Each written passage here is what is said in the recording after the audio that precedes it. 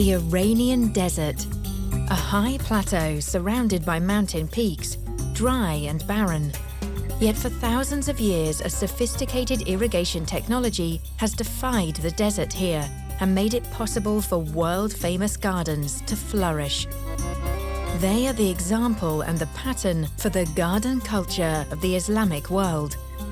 We would like to trace their origins in the desert and set out on a journey through the hot steppes to these refreshingly green oases.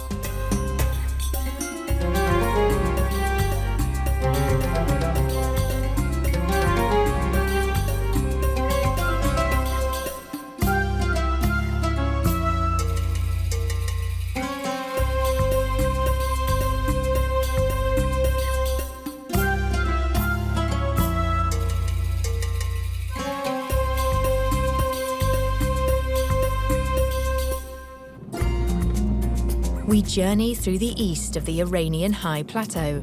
Empty steppe and bare rock formations are all that can be seen for hour after hour. Anyone who travels here soon begins to yearn for the sight of a little shade and greenery.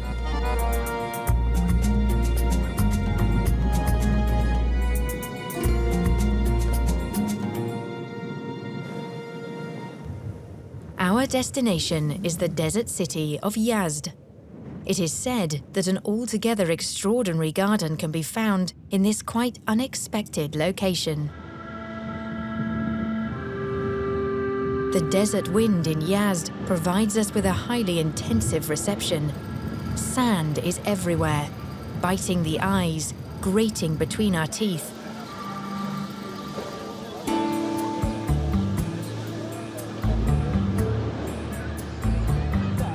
It is no wonder that everything here is the color of sand. And apparently, this is the way things have been for 5,000 years. Yazd is considered to be one of the most ancient cities in the world.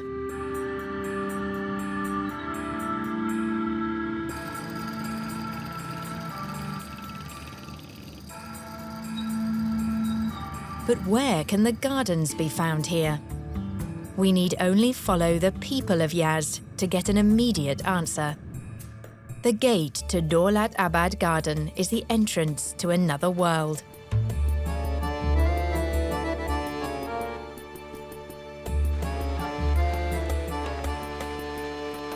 Shade, water and fragrances are our reception here. This then is the place where the local people most enjoy spending their time. Many of the plants that flourish here are something of a surprise for guests from Europe, however, since they are not exactly what we would expect or imagine from a garden with World Cultural Heritage status. Numerous fruit trees, above all pomegranates, and wheat as the ground as a cover plant.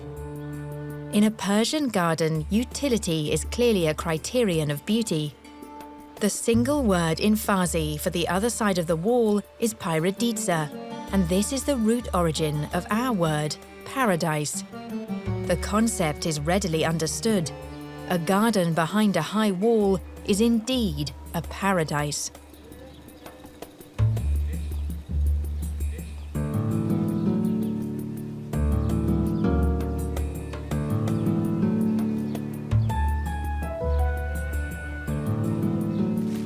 Water flows here in abundance.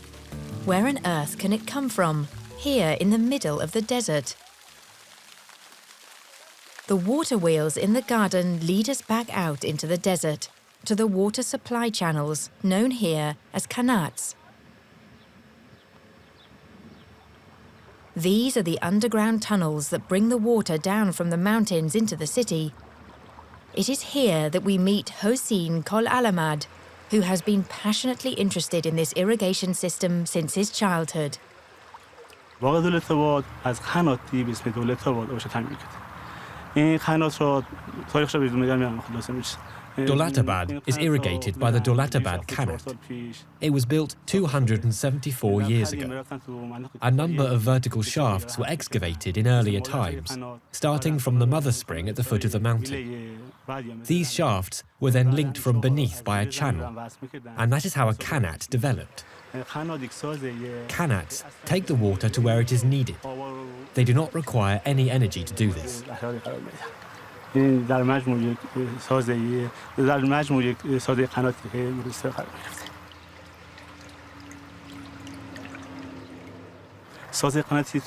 There have been Qanats in Yazd for 3,000 years.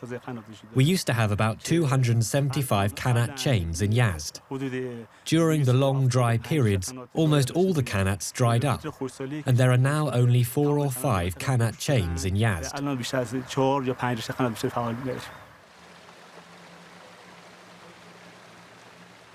An access guidance system is frequently all that can be seen of the traditional infrastructure, since intensive maintenance work is needed to preserve the vaulted underground channels.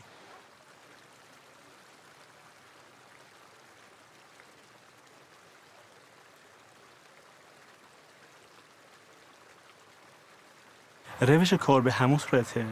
method for the process is still the same as it was 3,000 years ago. Only the instruments and tools used are different today. In earlier times, water bowls or water levels were used to adjust the gradient. Today, modern measurement instruments are used for calculating the gradient of the working surfaces, but otherwise, everything is still the same.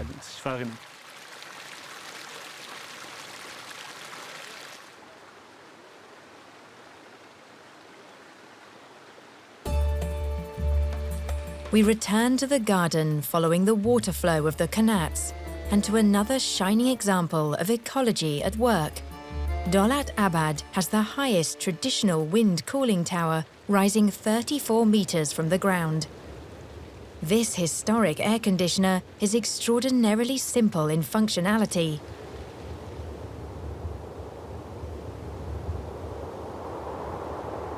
Wind blows into the opening at the top of the tower, while a reservoir below, provided with a constant supply of cool water from the Qanats, cools the hot air as it drops downwards. The shafts for this are constructed so that only air can enter, but no sunlight. Cool air now wafts through the building, and the giant domed roof ensures that the indoor air is never close and sticky. In the past, it was possible to open the colourful glass windows by pushing them upwards, opening the room out into the garden. The colours not only have the effect of muting the fierce sunlight, but they are also said to repel insects. This would certainly seem to be true, since there were none around to bother us.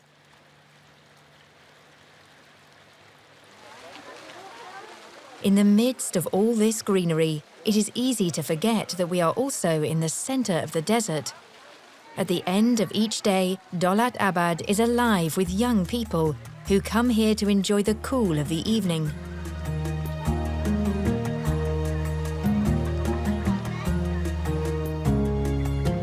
Public gardens in Iran are open until late in the evening, and they frequently also offer opportunities to drink a glass of tea or eat a small snack in the green surroundings.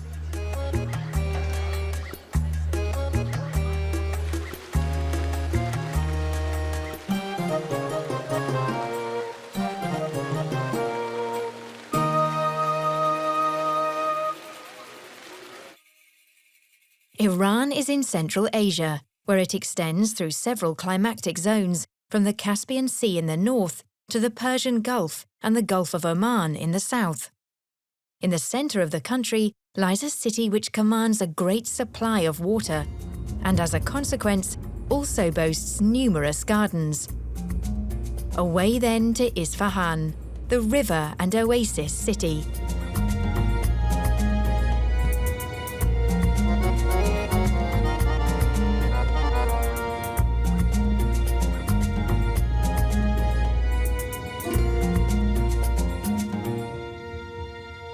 The river Zayandeh is the lifeline of Isfahan.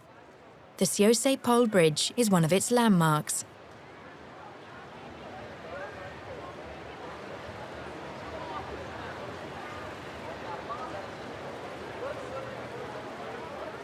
Water is in fact omnipresent in the city. Supply channels flow through every part of it and create green oases.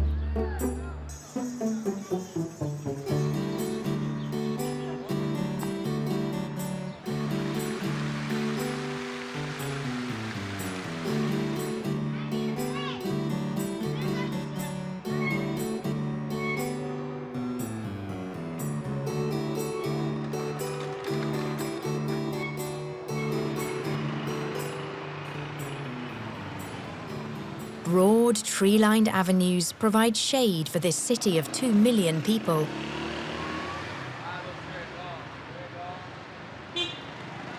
The main access through the city today is the Shah Bagh Avenue, which forms a right angle to the river at its lower end.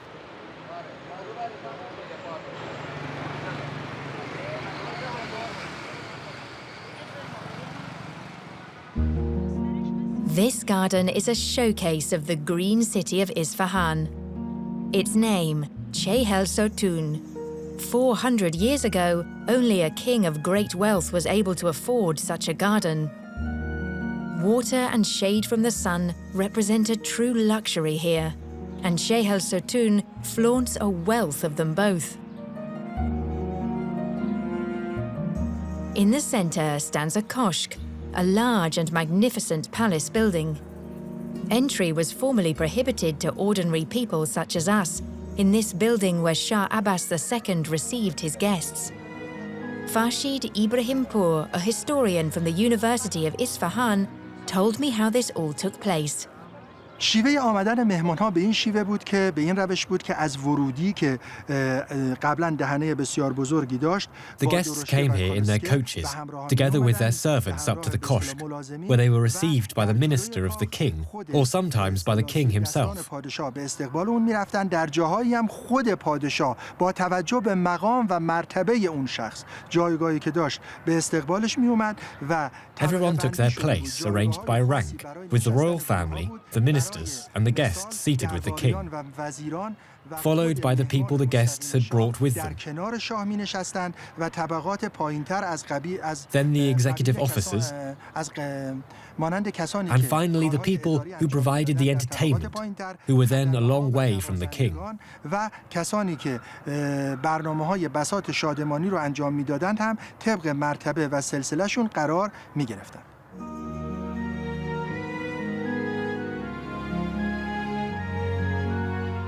One can well imagine how Shah Abbas held court here, how the glittering jewelry was reflected immeasurably in the many mirrors, while the magnificence of the spread carpets created a fairy tale setting. Chehel Sotun is still a showcase today. For us, it is one of the finest and best maintained gardens in all Iran.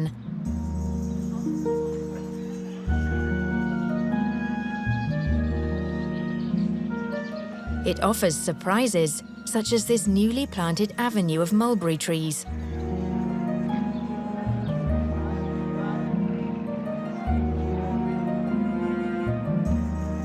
It is a rewarding experience here to let your eyes wander upwards on the column-like trunks of the old trees.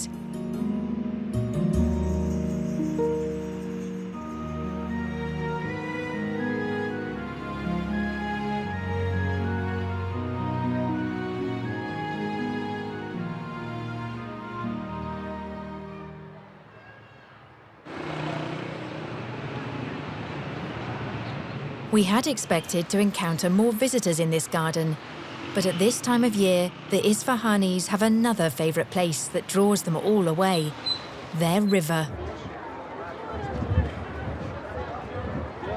The banks of the river Zayandeh are something like the city park of Isfahan. Thousands of people spend their leisure time here, and make use of every fine day. This is because an event occurs every June, which the Isfahanis do not like in the least. The river dries up completely because the water is diverted to the desert city of Yazd.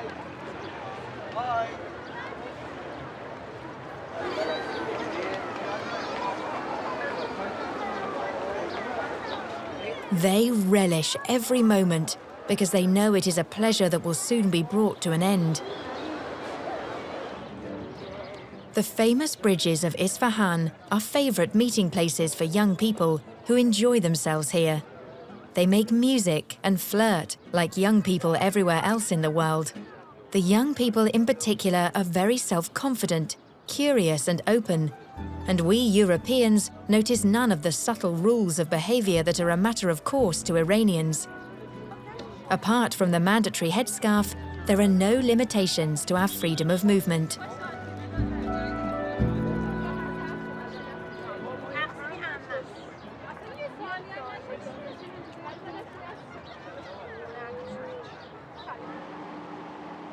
In the evening, many Isfahanis go for a glass of tea in the garden of the Abbasi Hotel. For 300 years, this was a trade route stopping place, a caravanserai, until Shah Reza Pahlavi ordered its reconstruction as a modern hotel in the middle of the last century. The garden is a small remainder of what was once a giant facility measuring 1,000 by 1,000 meters. These dimensions were once common in Isfahan. The garden today is filled with guests until late in the night. Leisure and gardens are intimately intertwined in Iran.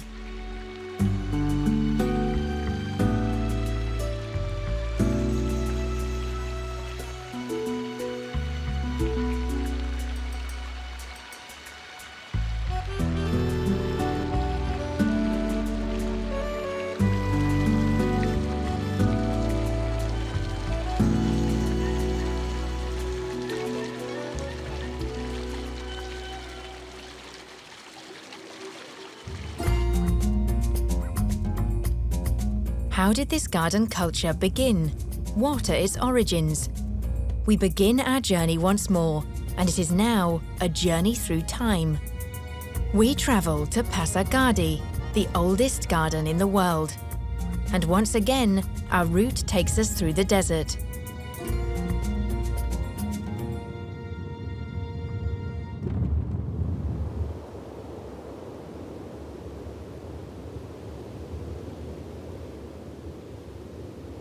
We have all become silent and almost reverential in this magical location.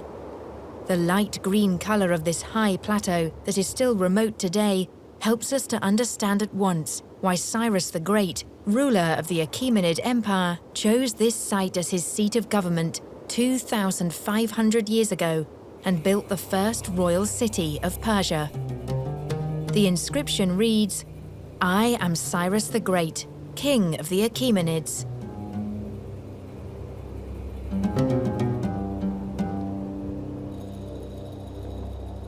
These water channels were discovered a few years ago, directly adjacent to the royal palace, where archaeologists have now secured what is left of the ruins. Ali Tagawi is in charge of the archaeological site. Herodotus wrote of how he had seen the tomb of Cyrus, surrounded by a great many trees. This shows that the Pasargad garden must have consisted not only of the royal palace gardens. There must have been many other gardens in the surroundings, and the entire 249-hectare area was covered with trees and plants. This is the surprise that Persia springs on us. The geometry of the water channels, which we understand as the Islamic garden principle, was in fact invented 1,000 years before Muhammad, and it had its origins here in Pasargadi.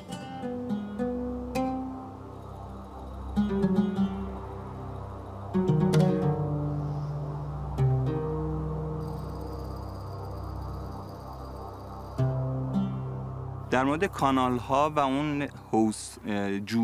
far as we have been able to establish, the irrigation channels were 1,100 meters long and made from stone. This very cleanly cut stone is from the Sivand mine. A small shaft is placed every 9 to 13 meters, and this configuration is repeated continuously and rhythmically as channel and shaft, channel and shaft. یعنی این به صورت یه چیز ریتمیک تکرار میشه 9 متر تا 13 متر یه حوضچه جوی حوضچه جوی.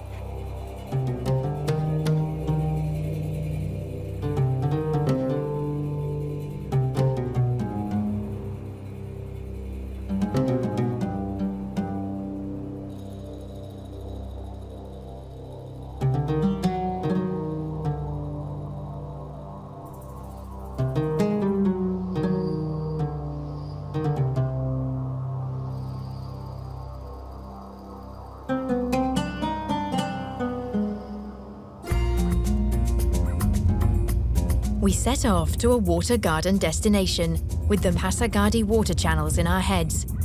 But the longer the journey lasts, the more absurd the whole idea appears to us.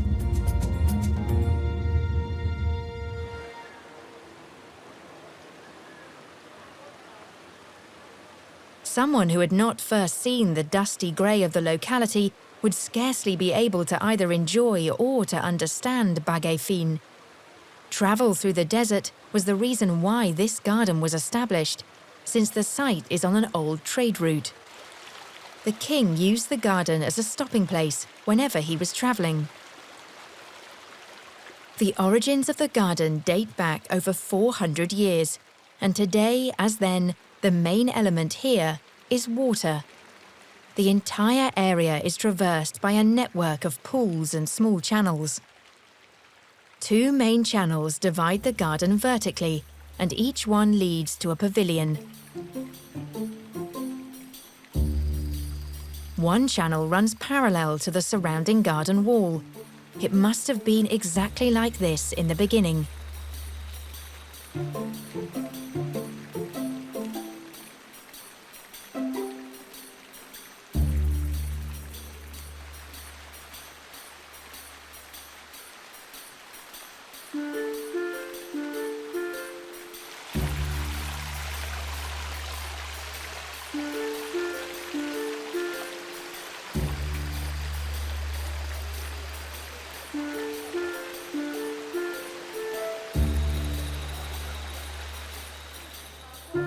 "400 years ago, the king alone had access to the pavilion water pools, where the tourists splash today.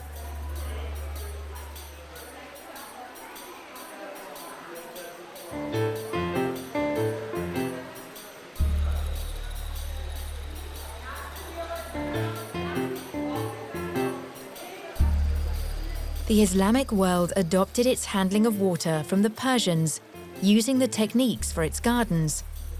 The descriptions of gardens in the Quran refer back to the pre-Islamic gardens of Persia. Water has a powerful symbolic and spiritual significance in Persian culture. In a Persian garden, water is never permitted to stand still. It must create sounds of various kinds, and these are as varied as life itself.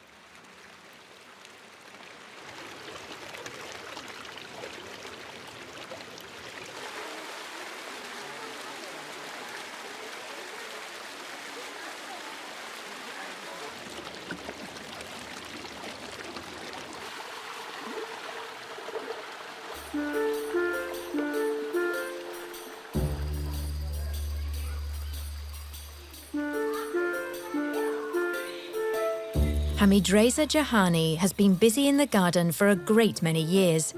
He has spent thousands of hours here, and he has summarized the personal experience he acquired for us. The European garden are some landscape to see them, watch them, but the Persian garden are some space to live into, to live inside them.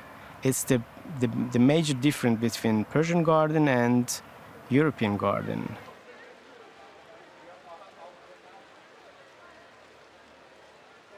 This garden, it's an element of a system.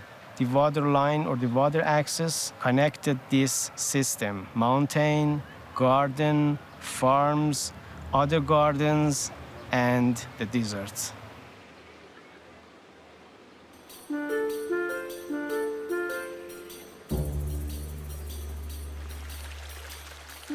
Cypresses were originally planted along the paths. The areas between the paths and the channels were kept free for tents, pitched to house the followers of the king.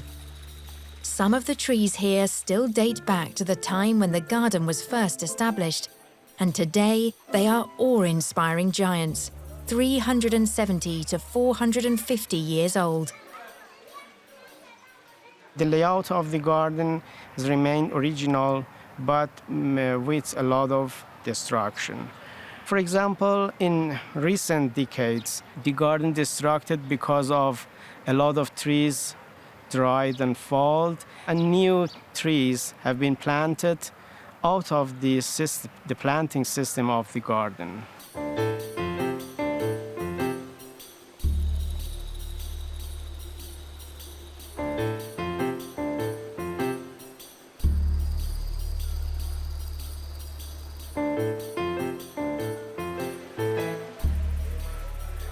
One learns quickly in Iran that there is a pavilion in every Persian garden, but very few are like this one, fully open to the garden and so richly adorned with paintings. Every child in Iran knows these ornaments and patterns. They decorate enamel plates and porcelain, cloth and the walls of rooms. The obsession Persians have with decoration extends to everything in life, including their gardens.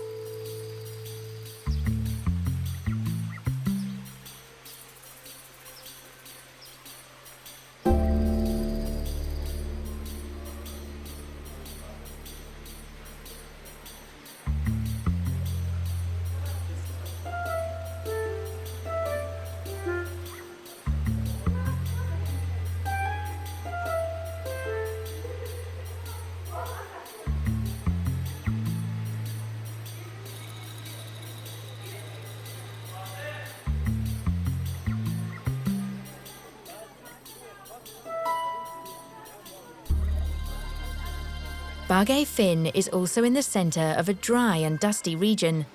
The water comes from the mountains, which are visible from afar on fine days. Once again, it is qanats that bring the water here.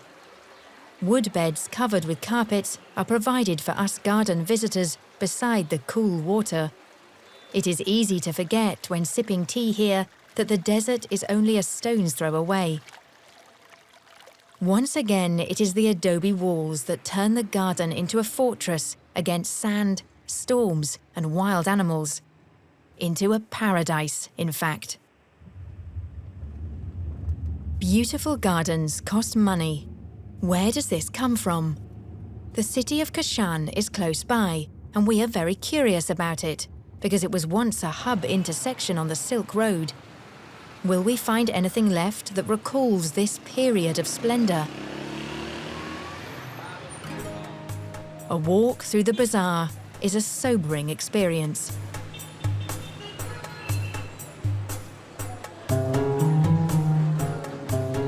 It has certainly seen better times. The caravanserai was once in the center here.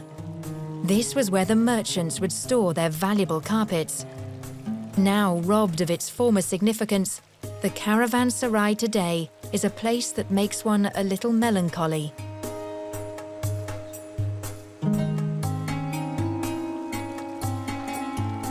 The merchants were once rich and powerful people, and they could afford to build not only the vaulted ceilings in the bazaar, but also beautiful private homes. It is said that a few of these also have truly beautiful courtyard gardens. Facades in Iran are always simple in style, and this increases the surprise about what is hidden within.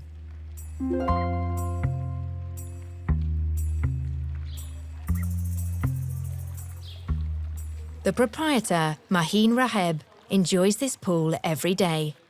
My nephews, nieces and cousins and I all grew up here. I learned to swim in this pool.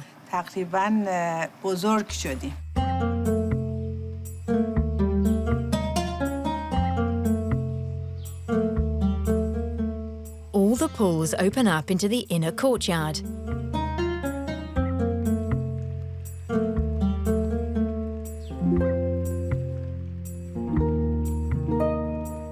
Mahin Reheb lived here formerly with her family. She had the frescoes on the walls restored for love of her delightful childhood memories.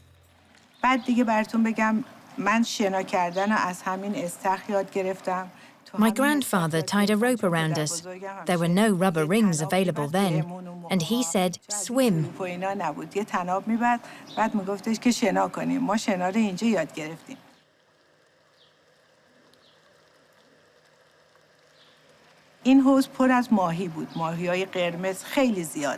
My grandmother scolded when we swam. You will kill the fish. We didn't listen to her and carried on.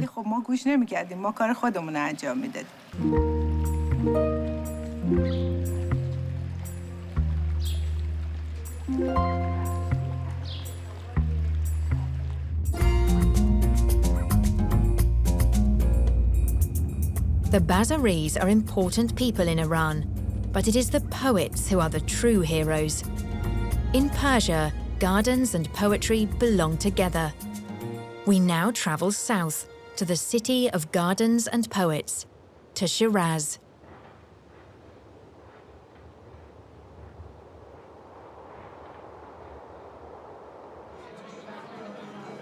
The 14th century poet Hafiz is considered to be a national saint. It is said that the garden was his favourite place, and that is where he has remained. His tomb is in the centre of the Musalla Gardens. The alabaster sarcophagus has the following inscription: "When you guide your steps to my tomb, be sure to bring wine and a lute with you, so that I may rise again dancing." The joy in life the poet Hafiz took and expressed for eternity in his verses over 600 years ago is now a welcome retreat from the strict regime of the mullahs, who currently have a say in the running of the country. They prohibit women from singing or dancing in public, but they are allowed to work hard. Over 70% of Iranian graduates are women. Masa Astaneh is a lawyer, and she regularly visits her Hafiz, as she puts it, to read his poems. پیش از این اندیشه عشاق بود مهرورزی تو با ما شهره آفاق بود یاد باد آن صحبت شبها که با نوشین لبان بحث سر عشق و ذکر حلقه عشاق بود پیش از این که این سقف سبز و طاق مینا برکشند منظر چشم مرا ابروی جانان طاق بود از دم صبح ازل تا آخر شام ابد دوستی و مهر بر یک عهد و یک میثاق سایه معشوق اگر افتاد بر عاشق چه شد ما به او محتاج بودیم او به ما مشتاق بود It was about the whole beauty of the world and actually Hafiz said that we must pray God because of these beauty, because of creating these beauties. It is a very good place to gather together and read out loud the poems and have a very good time with each other. This is a place that also has the function of an oracle. Young people come here with a question in mind and open the book at random. The page and the poem found by chance provide the answer they are looking for.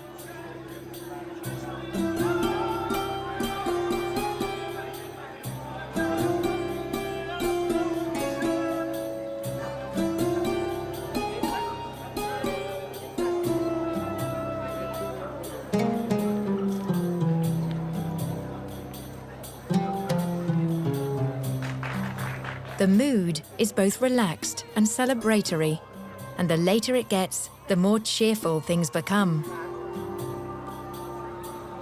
The Musalla Gardens, a poetry slam in Persian.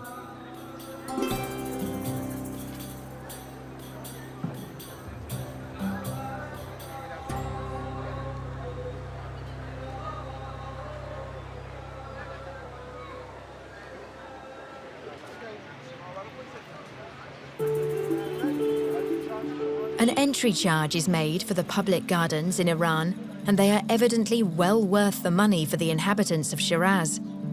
People come to the Erum Garden not only for pleasure, but also to learn something. It belongs to the university as a botanical garden. Conifers from all parts of the world, tall pines, palms and orange trees, are gathered together on this well-cared-for terrain. This is a mixture that can only flourish in this especially mild climate here.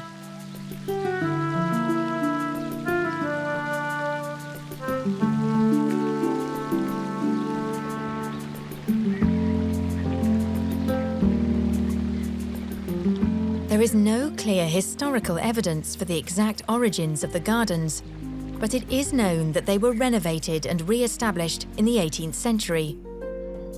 It is thought, however, that the geometrical division provided by the water channels dates back a few centuries earlier. Young people like to use the green background here for posing. After all, Facebook is also used in Iran. The clothing regulations in Iran do not allow much bare skin to be shown. Everything must be covered, apart from the hands, the feet, and the face. Girls must wear a headscarf at the latest by the age of 12. Women's hair should, yes, should, disappear under a headscarf in Iran. Orange trees, an accurately trimmed hedge along a watercourse, useful and the beautiful belong together in a Persian garden. On a richly adorned facade, we find a metaphor that is encountered everywhere in Iran. It concerns Nowruz, the Iranian New Year. The old year is pushed out of the way by the new one.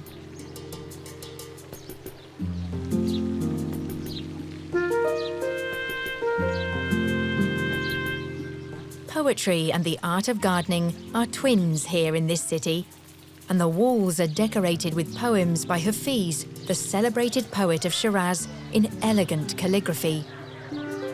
Now, as the garden air wafts about me like a hint of paradise, I rejoice in the wine that the dearest of eyes is again smiling upon me.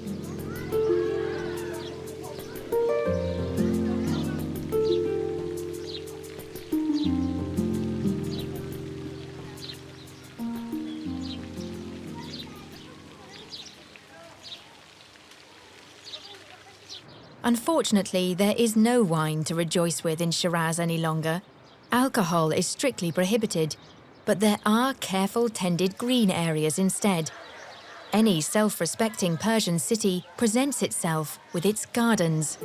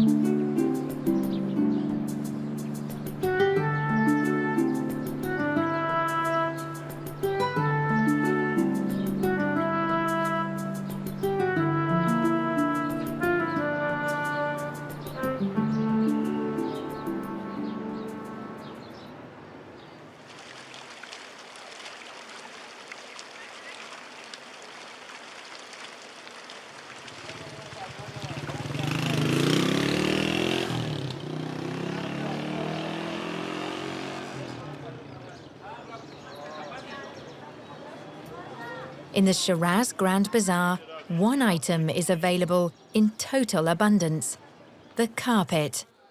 They are produced here in this area, and every family owns dozens of them. Persians not only walk on their carpets, they also live with and on them.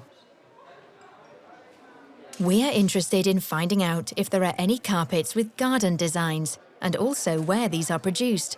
With this in mind, we set out on our travels once again.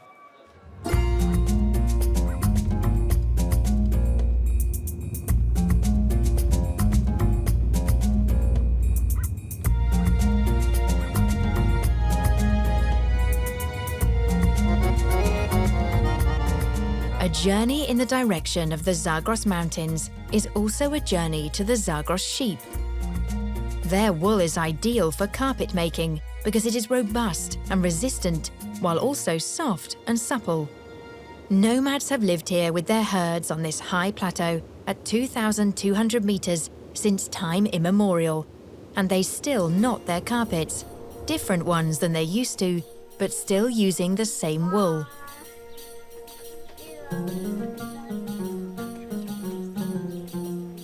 They make garden carpets, and do so in a landscape in which no gardens are to be found far and wide.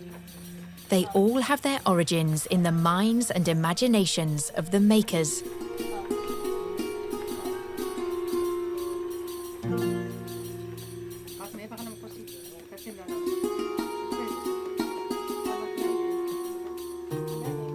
Knotting carpets is good work as the nomadic women see it, because they can keep their children with them as they do it.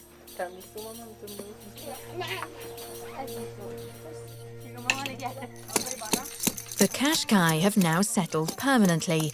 The tents are only used for knotting their carpets. They are descendants of the nomadic Turkmen people and speak both Qashqai and Persian.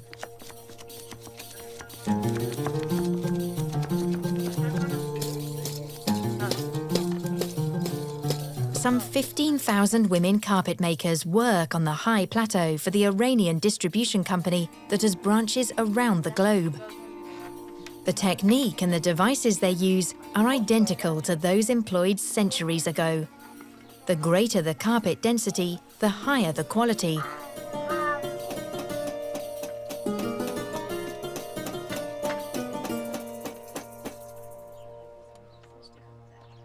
The waiting time for an ordered carpet is several months, because this is the time the Qashqai women need to finish a single carpet.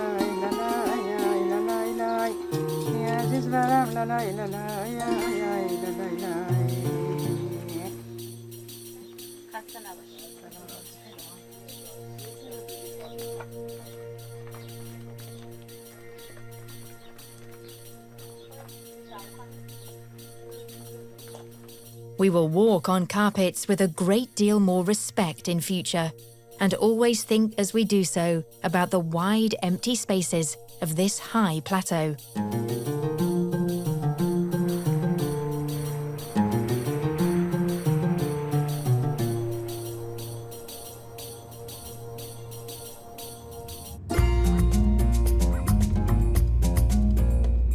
We travel to Isfahan once again, the city after which a famous rose variety is also named. A real rose garden. This is what we still want to find. Back in Isfahan, on Imam Square. One of the largest public squares in the world, with its sides measuring 500 and 165 meters. The Great Mosque holds every gaze at first, but it is in fact only one element of a harmonious whole. Religion, business, and secular government. These are the three factors that together and in harmony make a flourishing city possible. This, at all events, was the opinion of Shah Abbas, who had this square laid out and constructed at the end of the 16th century.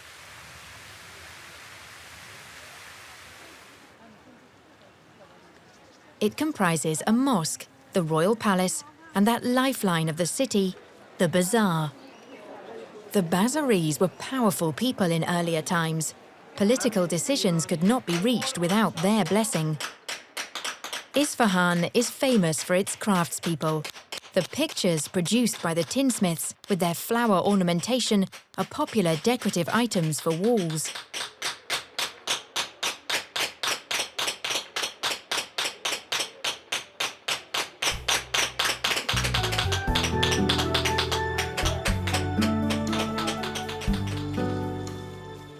This green oasis can be found directly behind Imam Square. Dealers in antiques and jewellery are arrayed around the cooling pool and beneath the shady trees.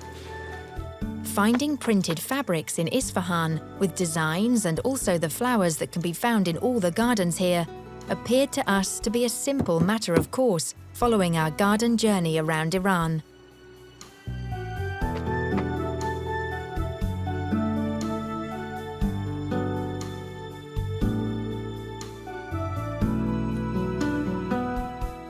The way Iranians create a new public garden today can be seen in Bagh Egola. The name simply means flower garden. Water is of course also important in this modern garden, together with the symmetrical axis in the center.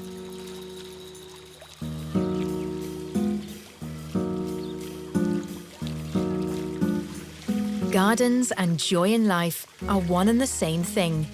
They are the places where people have always gone to celebrate, to drink, or to make music. Even the religious police are powerless in the face of this tradition.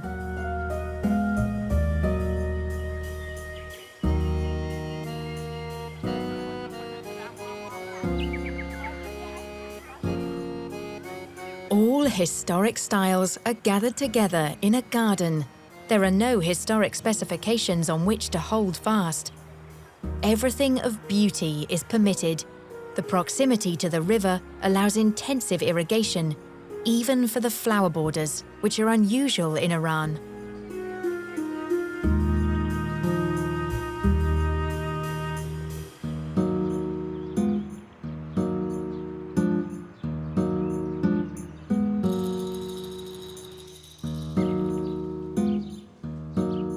Roses at long last. We had searched for them in vain in a great many gardens.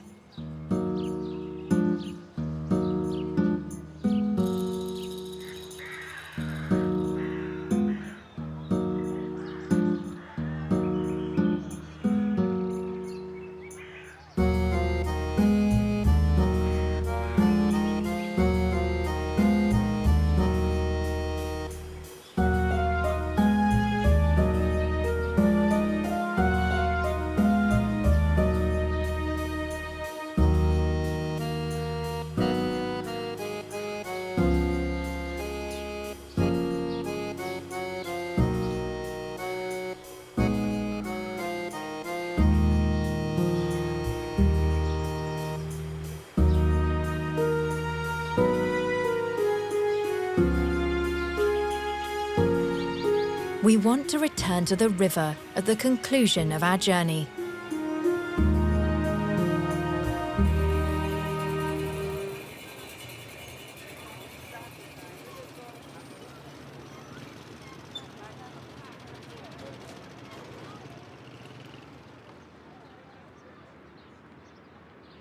Persians love to be out of doors, in a green garden setting, and to eat and drink there.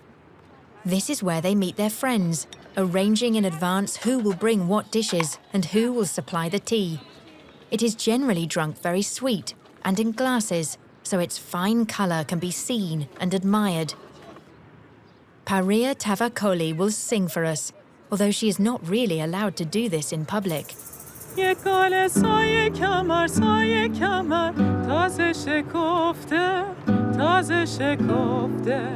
نه دستم بهش میرسه نه خوش میفته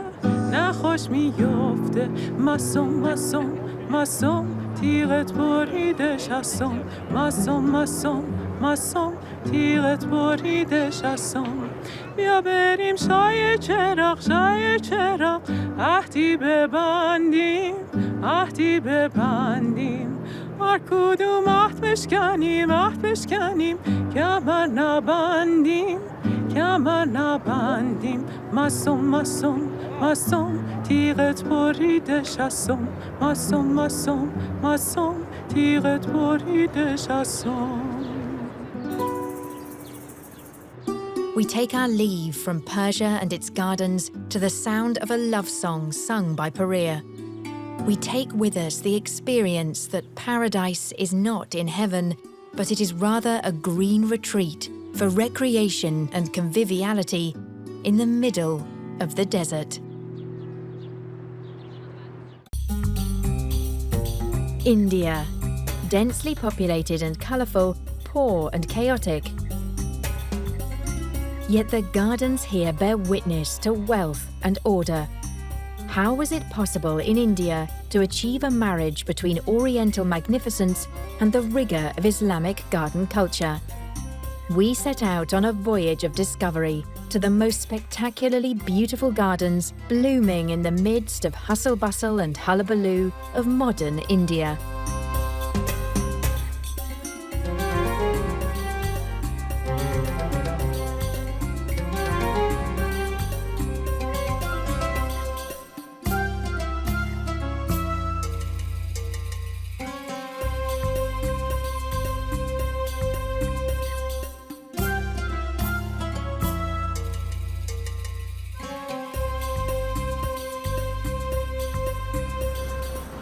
Nearly a fifth of the world's population lives in India.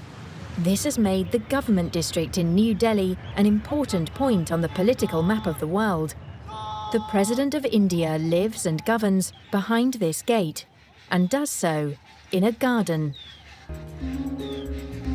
Seen from above, this site looks much like the pattern of a carpet, crossed by austerely geometric axes and water channels. It is quite clearly a garden, designed to Islamic principles. How can it be that the head of state in a country consisting largely of Hindus lives surrounded by an Islamic garden? It was created over a century ago when the British moved the seat of government from Calcutta to Delhi in northern India. They built a new city for the purpose, New Delhi, with its own seat of government, complete with a garden. In doing this, the British colonial rulers oriented themselves on the gardens they had come to know here, combining these ideas with their own love of sumptuous flower beds. India extends through several climatic zones, from the foothills of the Himalayas to the subtropics in the south. The variety of all the different flowers found in these zones is found in the garden. They are representative of the entire country, which is ruled from here by the president. The chief gardener, Ram Kumar, has already worked for 7 presidents. He knows all the flowers of India much as if they were his own children. There are roses in place of roses. There are lilies in place of lilies. It's like paternal love. Just as one cannot choose a favourite amongst their own children, whether they are good children or bad, I also like all these flowers, everything in this garden.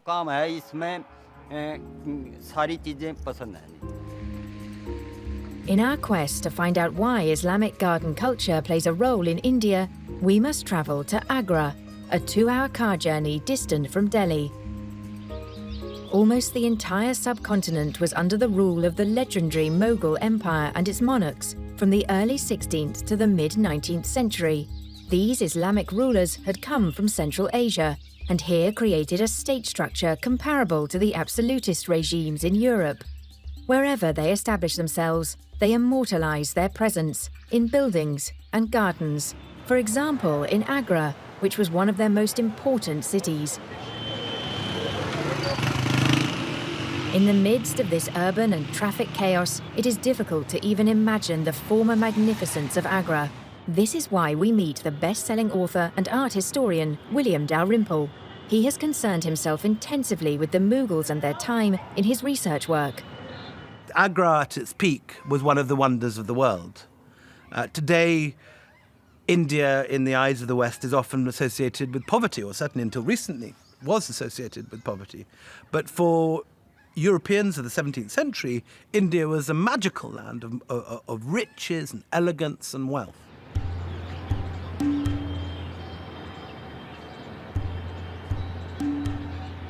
We set off for the river Yamuna, having learned from William Dalrymple that its banks were once covered with the finest of gardens. One of these has survived, the Ram Bagh. Situated on a raised terrace, it was built for the Mughal Empress Nur Jahan in the early 17th century. Built is the correct term here, since the garden consists of raised paths, pavilions and terraces. Gardens are intrinsically perishable entities. It is great good luck here that there is so much architecture to hold it all together.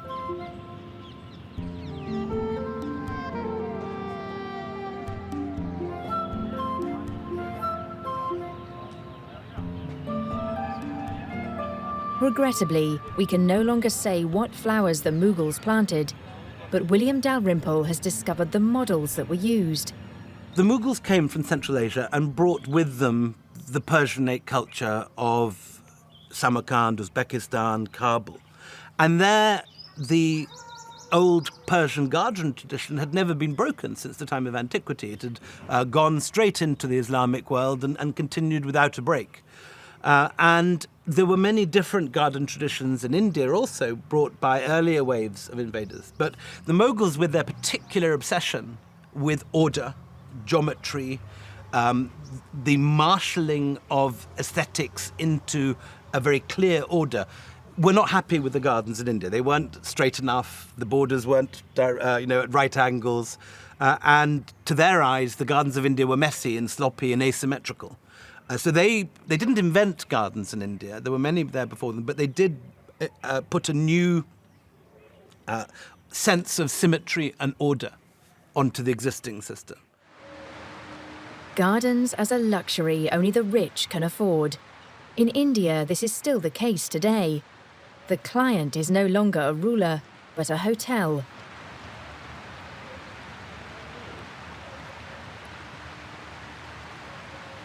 It is an old Mughal tradition that a garden must be a work of art for all the senses, including the ears. Deepan Singh is responsible for this garden. The basic idea came from the waterfalls. The natural waterfalls will give the sounds.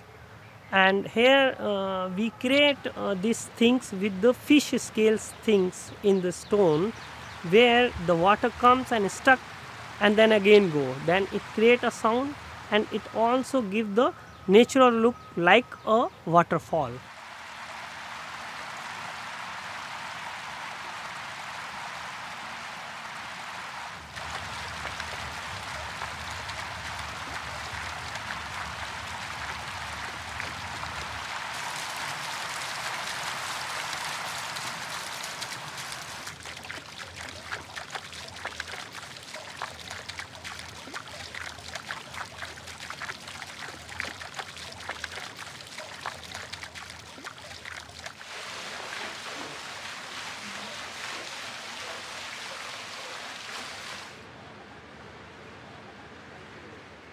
The elaborate garden is close to the most famous example of Mughal culture. One can see the shimmering white dome of the Taj Mahal rising above the garden treetops. We avoid using the main entrance, however, and approach from the river by what is today the rear side. And not only because this will save us from joining the long queue of tourists. We heard from William Dalrymple that the Mughals themselves approached from the river too, since this allowed them to enjoy the view, especially at night, from a garden. One of the most attractive aspects of Mughal gardens is the Mehtab Bagh, the moonlight garden. Of course, in moonlight, what is important is not colour, which is important in the day gardens, it's smell, it's scent.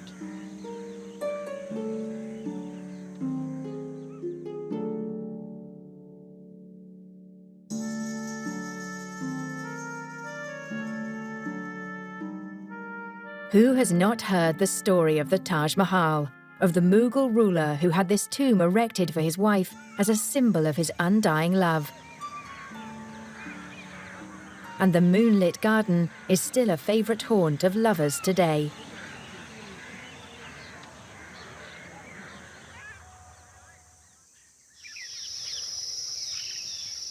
According to tradition, it was a Mughal empress who first commanded the perfume of roses captured. We want to find out whether the tradition still exists. We set out on our way to the rose fields of Thor in northern India by the first light of dawn. We arrive just in time to experience how the petals are harvested, since this must be done before the morning sun has dried the dew. Spread before us is a sea of Damascene roses, which are cultivated because of their intensive perfume. The entire village lives from the roses, and the period when the roses bloom in spring is a time of both work and festivity.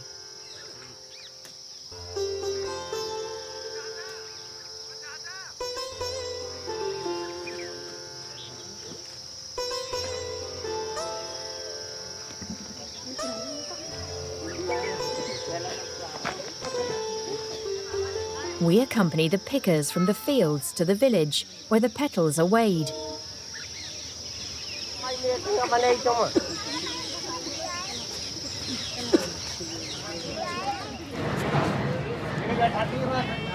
The news has spread around quickly that we are here, and everyone is out and about.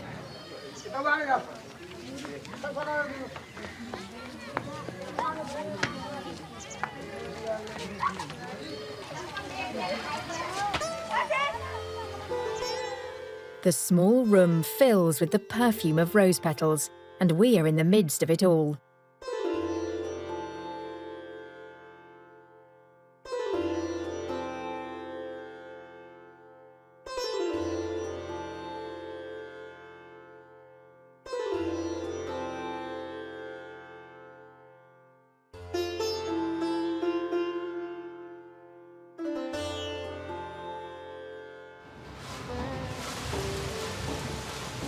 Rose water is made from the petals in the nearby village of Siktara. In order to do this, water must first be heated over a fire. We saw earlier how cowpats were being collected everywhere and dried. These are used as fuel, and by this means, cow dung helps to produce perfume.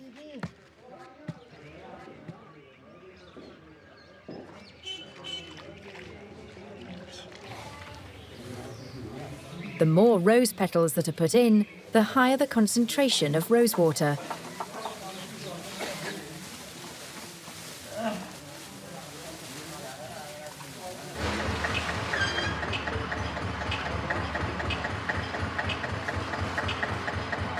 The old copper kettles are filled with water and then tightly closed.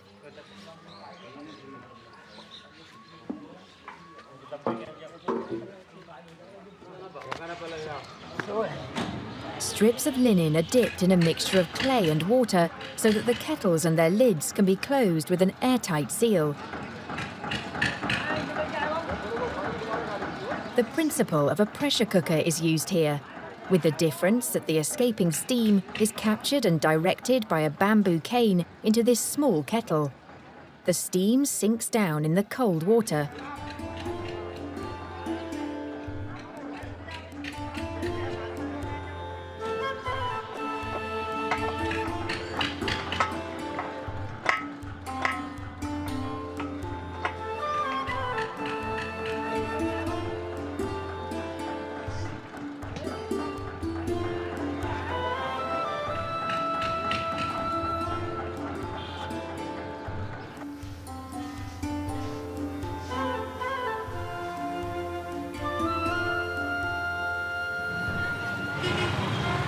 Roses continue to occupy our thoughts. For this reason, we are to visit an old gardener in Jaipur who has cultivated roses his whole life long. Like so many tourists, our curiosity is first drawn by the celebrated Palace of the Winds.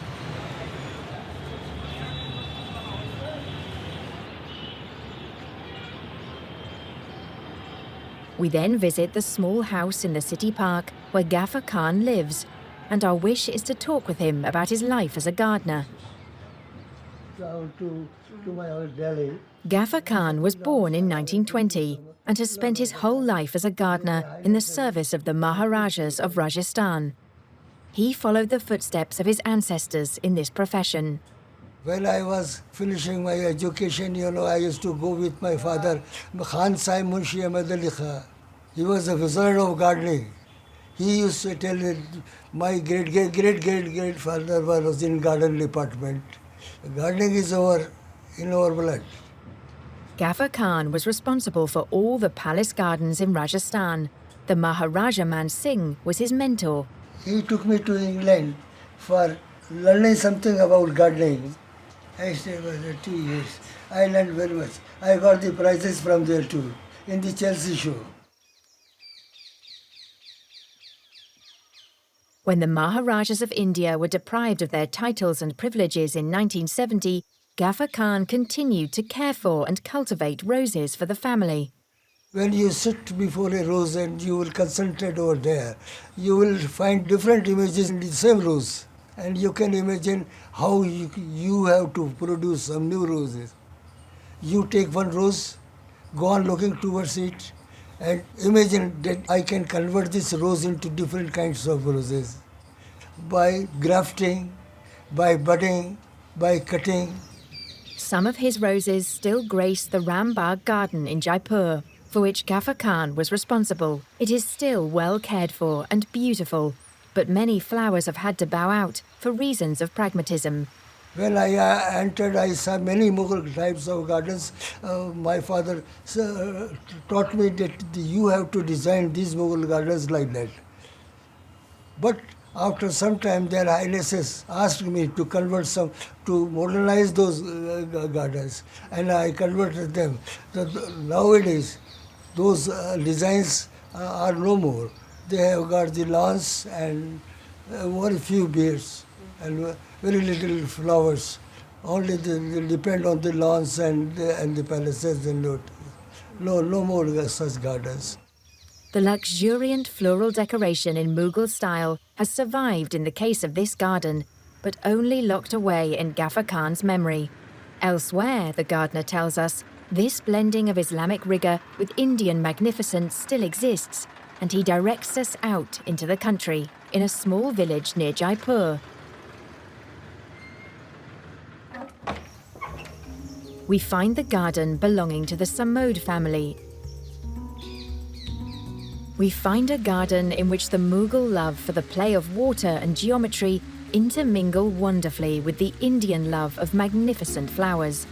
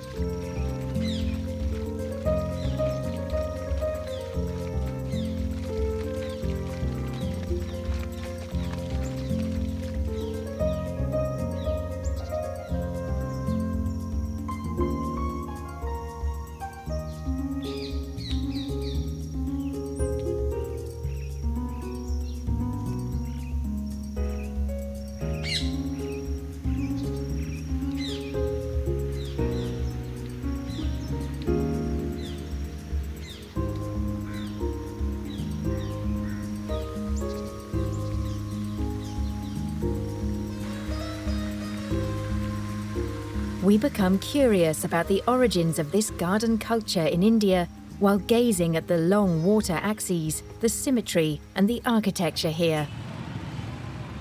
We travel back north to Sikandra, close to the city of Agra.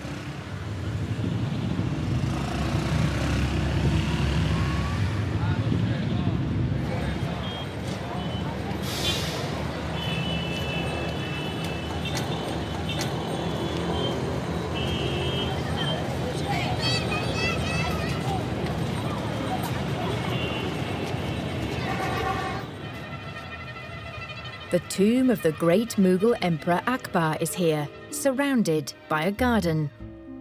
Like all other rulers in this world, the Mughals were eager to present and project their magnificence beyond the realm of this life. This is why they chose to erect their opulent tombs surrounded by gardens.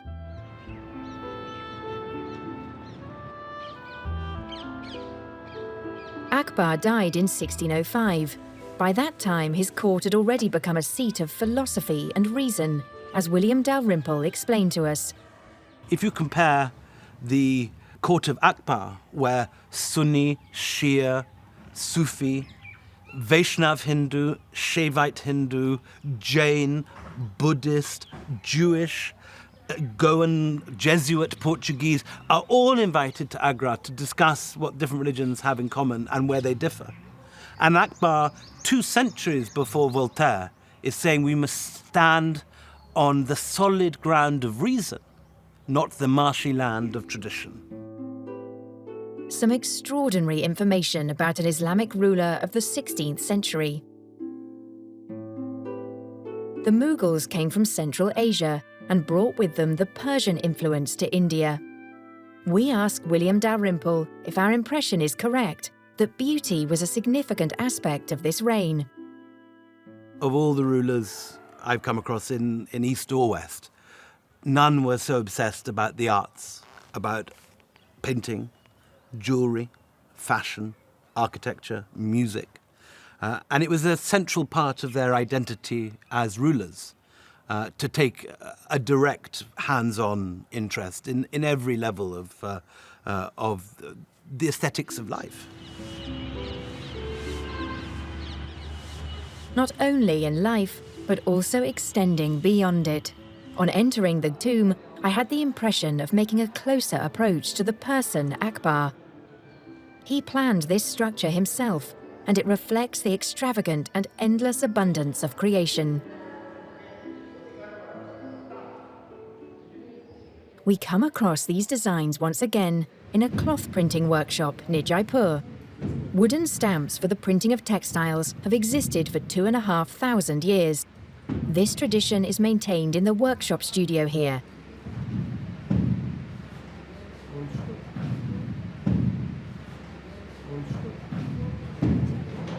An extra printing process with each block, as the stamping tools are called in India, is required for every single colour.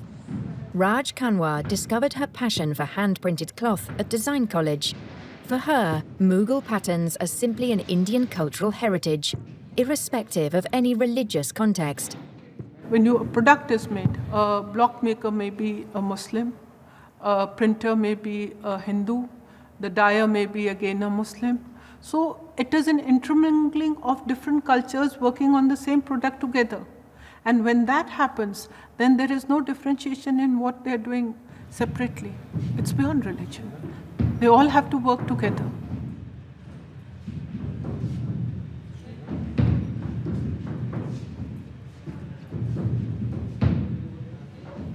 Raj Kanwar's collection includes hundreds of blocks, with floral and geometric designs, including original items dating from the Mughal period. Even in those times, working with a division of labour was already established. A piece was not manufactured in one place. It often travelled. Somewhere it went for dyeing, somewhere it went for printing, somewhere it went for finishing. It went through various hands. So it is people's love in crafts that made some of the most beautiful pieces, because there's so many human hands working behind it.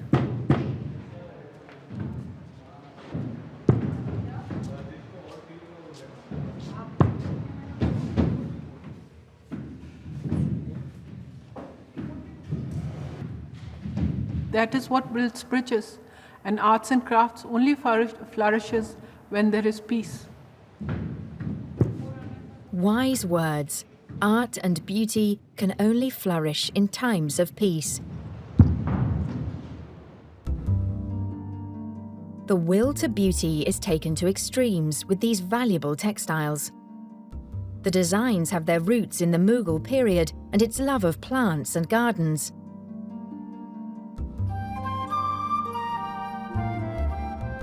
The fashion designer Rohit Bal is enthusiastically focused on this epoch. Everything about the Mughal dynasty has been very close to my heart, and I'm very passionate about it. So that's why I did this collection, which is based on the Mughal gardens, and it's called Gul Bagh, which is basically literally means a flower garden.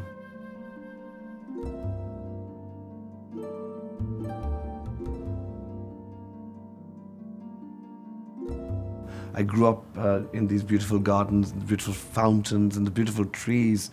It's a long-lasting and a very passionate love affair. The joys of taking part in festive celebrations and wearing magnificent clothing still belong together in India. A robe such as this one demands an excellent posture. It weighs many kilos with its interwoven metal thread.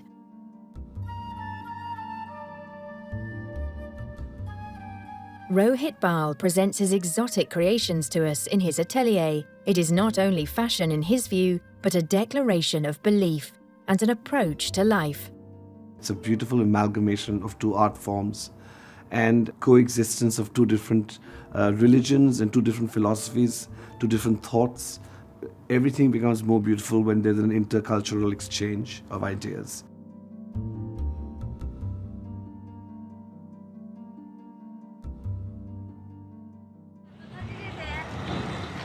The journey takes us far south, to Hyderabad.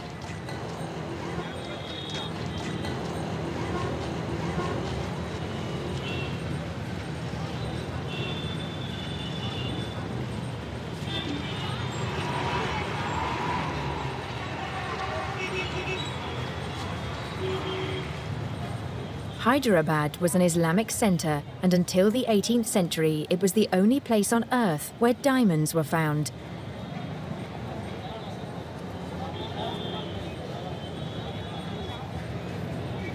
We think this wealth must surely have its opulent reflection in the gardens here. What we find is a gigantic garden construction site. The head of this, Ratish Nanda, has commissioned scientists to research this site, and this work has brought some astonishing results. For 169 years, between the 16th and the 17th century, the Qutub Shahi rulers built several tombs in this area. But in addition to tombs, there are mosques, there are step wells, major large step wells, which indicate a lot of irrigation was happening here, and a lot of garden structures.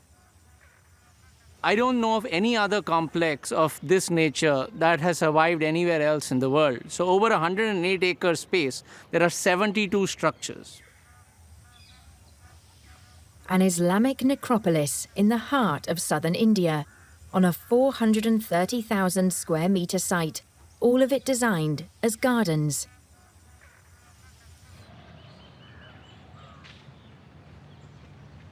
Do we know today what these gardens once looked like? We today know, for example, and for sure, that at least some of the major tombs were set within enclosure walls, quite like the Mughal gardens of Delhi.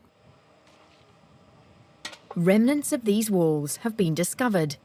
The structures have now been rebuilt, true to the originals from the scientific findings. Buildings have also been restored, in which many ancient techniques can be used once more.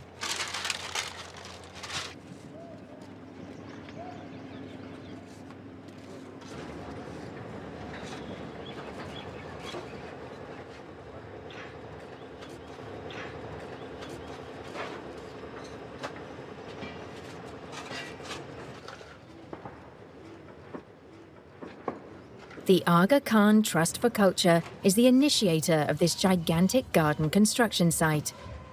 It also provides the training needed by the specialist craftspeople. In total, 800 people are employed over a period of many years on the site.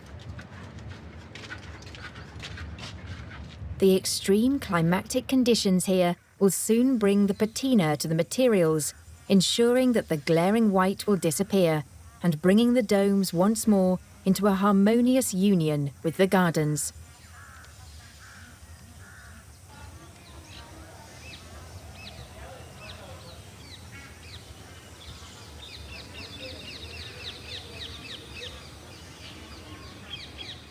The idea is to restore the garden layout in the immediate setting of the monuments, but also to restore the ecology.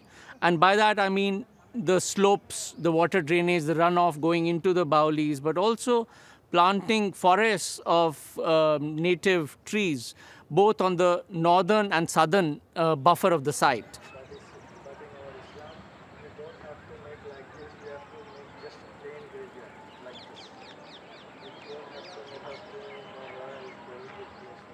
This project is going to help significantly enhance the quality of life of both local inhabitants and citizens of Hyderabad as a whole. What will this site look like in 5 years' time? We resolve to come back and see. On the next stage of our journey, we must not only travel almost 2,000 kilometers, but we must also cross a national border. Lahore is in Pakistan, and we decide to make the trip, because Lahore was once the capital of the Mughal Empire in all its magnificence. The structure crumbling to dust here was once the wall behind which could be found one of the most beautiful of all Mughal gardens.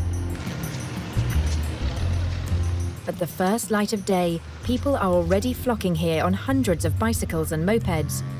The name of this place, Shalimar, meaning the purest of all human joys.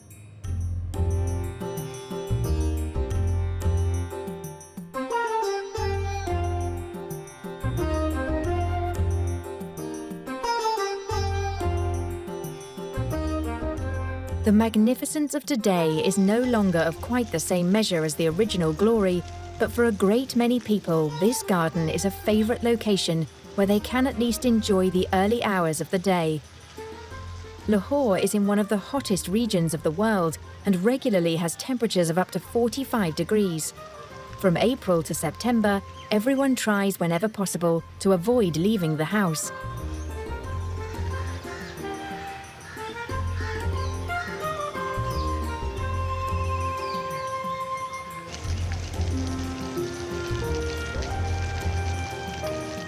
The pattern for this facility is a Persian Shahabagh, a garden laid out with rigorous geometric axes.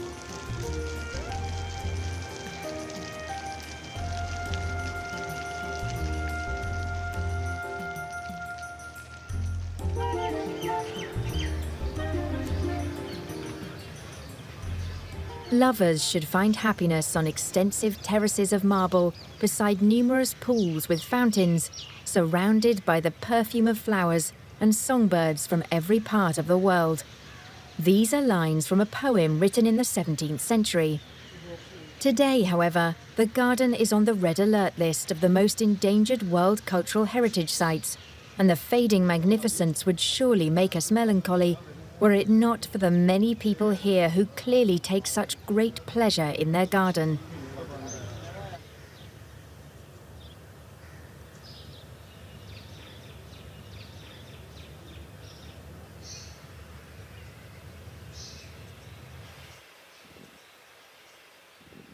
Water once gurgled over the ingeniously ornamented surfaces.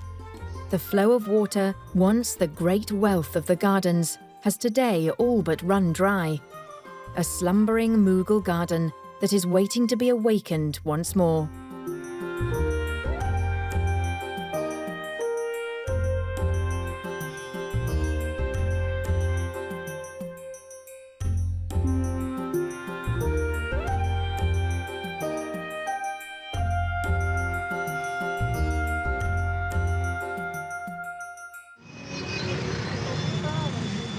"400 years ago, Lahore was the superb capital of the Mughal Empire.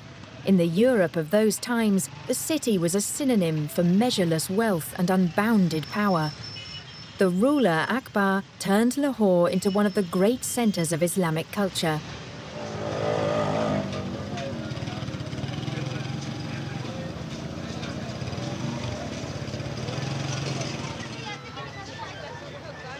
And today, for us in the West, Lahore has become a byword for political chaos and extremist activities. A search for art here would appear to be absurd.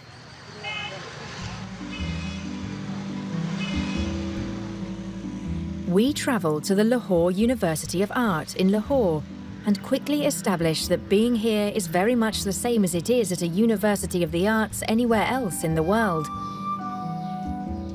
Young art students are individualists wherever they happen to be. We have come here because of an art form that has survived, which is not found anywhere else in the world: miniature painting. Its origin, Persian. The subject is taught by Imran Qureshi, An internationally well-known and very successful artist, he was also a student of this university. There was this misconception about miniature painting at that time that there is no margin for creativity within this genre of miniature painting. You cannot express yourself as an independent artist through this medium. So I took it as a challenge at that time, and I decided to go to miniature painting. Why are we interested? Miniature painting was brought to India by the Mughals, and its main subject, gardens.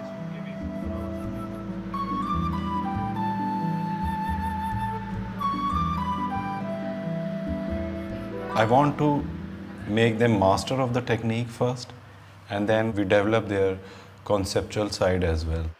So these two things are going together, parallel to each other.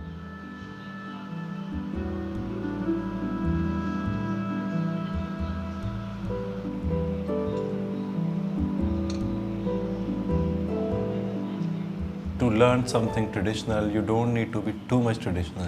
In fact, they are doing something very traditional thing, but at the end result is very contemporary. And they started looking at things in a very different way. If I'm giving something to them, I'm learning a lot from them as well. Every day there are some accident in the class. The students are coming to me, they are showing me, and we are resolving it together at their artwork. And I'm also learning during that process of resolving those issues. To his students, Imran Qureshi embodies and unites two worlds of art, the traditional Persian and his own very independent contemporary one.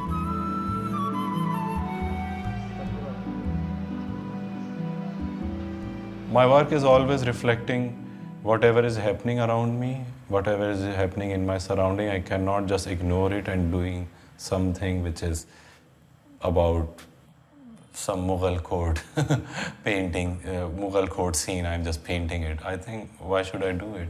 What they were doing, it was the depiction of their time. What we are doing, this is our responsibility to, as an artist, to reflect what is happening in our surrounding, whether on very personal level or emotional level, or whether on a wider scale, or the pollution, the global warming, the violence, the beauty, everything. The fascination of his creative achievement is the energy of the spilled work in combination with the delicacy of his miniature painting. Doing lots of abstract mark making, and then I'm drawing something very carefully, very delicate foliage at the top of it, top of a very violent kind of splash. Then I filled everything with very delicate foliage or leaves or petals and rendered them. So I think these two opposite things, for me, they are like life or destruction of life, or violence or beauty. So yeah, I'm working with that idea. His work can be found in all the leading galleries of the world.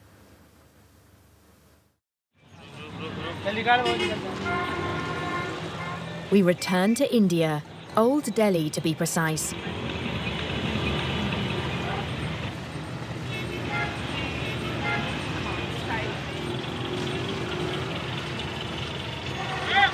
This is a place where things are stored and bought, delivered and sold. We are looking for the shop which sells the rosewater we saw being produced. The Gulab Singh perfume shop is an island of delightful fragrances. Above all, the scent of roses beguiles the visitor with its overwhelming presence on entering the sales room. All the fragrant oils and waters here are developed and produced by the family. Praful Gundi relates the history of the company. This shop was established in 1816, so it's about 199 years old. We are the 7th generation in this business.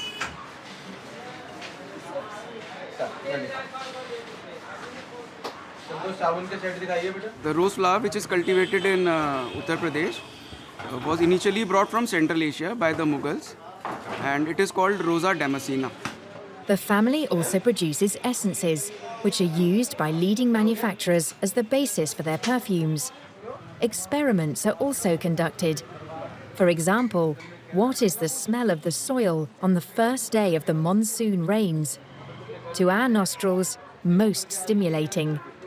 All perfumes are concentrated memories of natural experiences.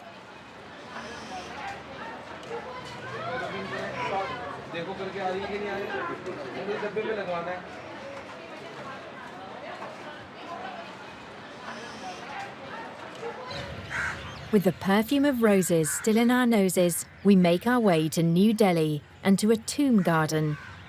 Humayun's tomb is the first garden the Mughals created in India. It is the predecessor of the so celebrated Taj Mahal, and the architect was from Persia.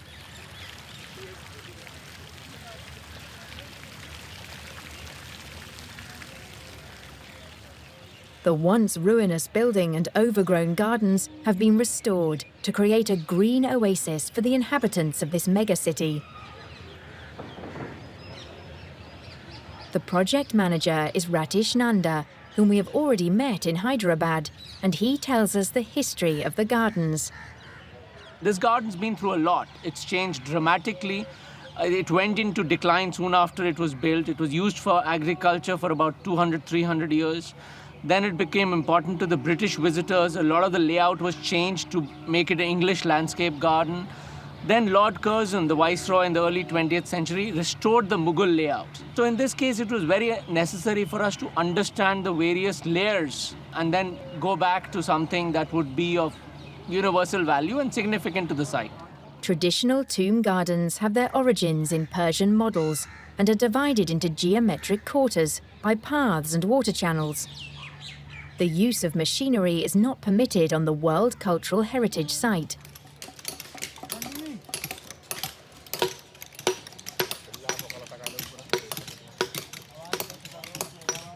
All the water channels here need to be rebuilt, and some building parts have also been completely renewed by stonemasons.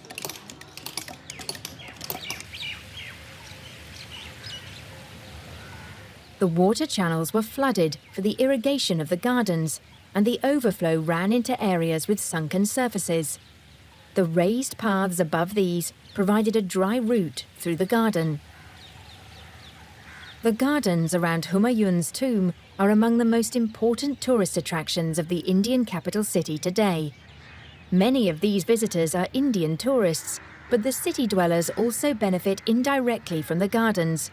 As green lungs, they help to improve the air quality of this megacity.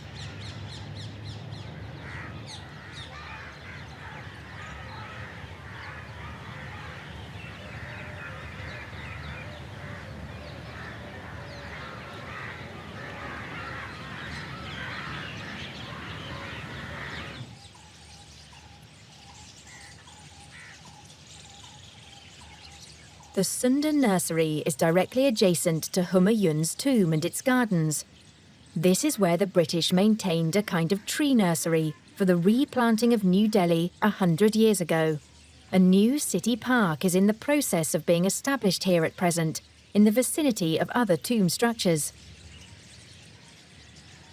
The landscape architect Mohammed Shahir created a garden reminding of the structures of traditional gardens. As you know, this garden is a small part of the general development of the nursery as a park and as a heritage place. And we thought that this would be a special garden inspired from the idea of what are known as garden carpets, which are very famous in Persian tradition, and they go back thousands of years. The tradition of depicting gardens as a part of carpet patterns.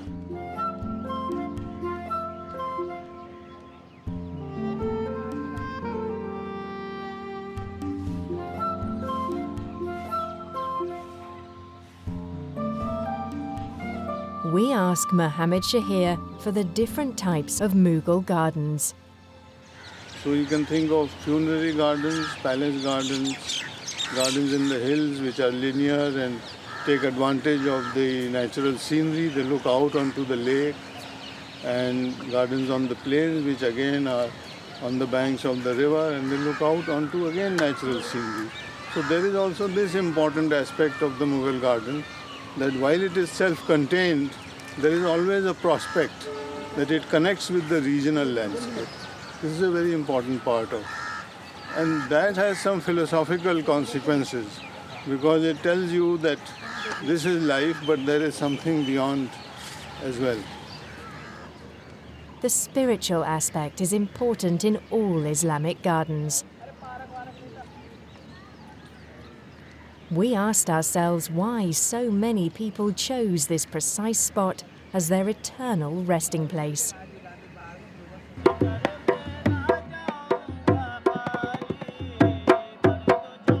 We are curious about this place when we hear the reason.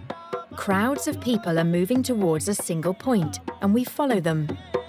They are visiting the shrine of Hazrat Nizamuddin Auliya, who is revered as a Sufi saint. He preached love, pluralism and tolerance, doing so in the early 14th century. Most of the people who make the pilgrimage here are Muslims, but many followers of other religions come too.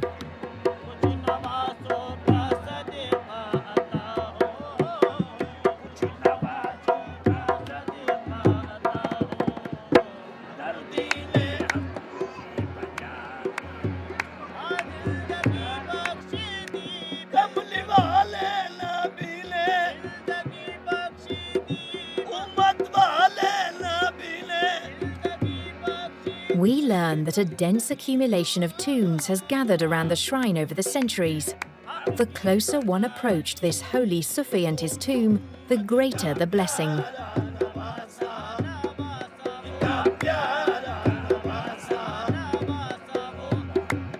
The Basti, the district in which the shrine lies, is the home of the Muslim minority in Delhi.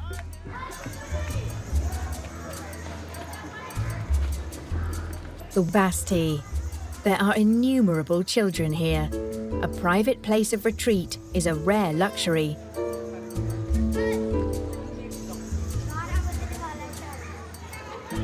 But it certainly exists. A garden for women only in a male-dominated world. The women call it the Veil Garden because they can remove their veils here if they wish to.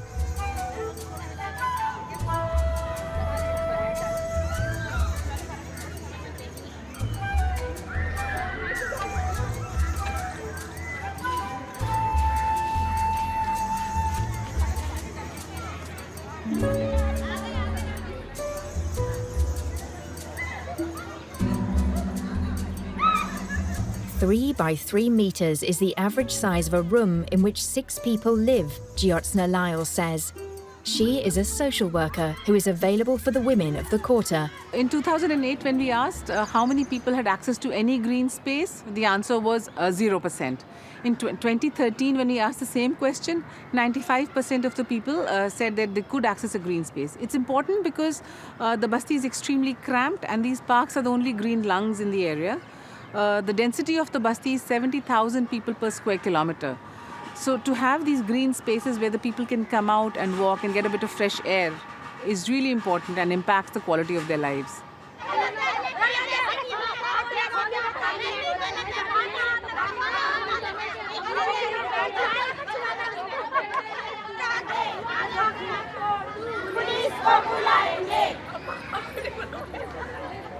Afroz Jamala confirms these figures. She often comes here for exercise and to enjoy some amusing hours with the other women.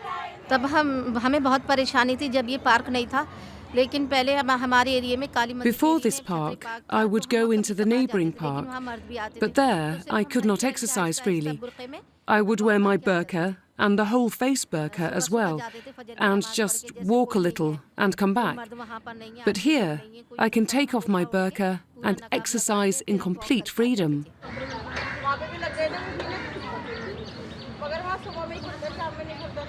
It's also a place where women, when they visit their mothers and they want to have a private conversation, they come with their friends or their sisters or their mothers. It's a space which is really their own, just to be what they want to be.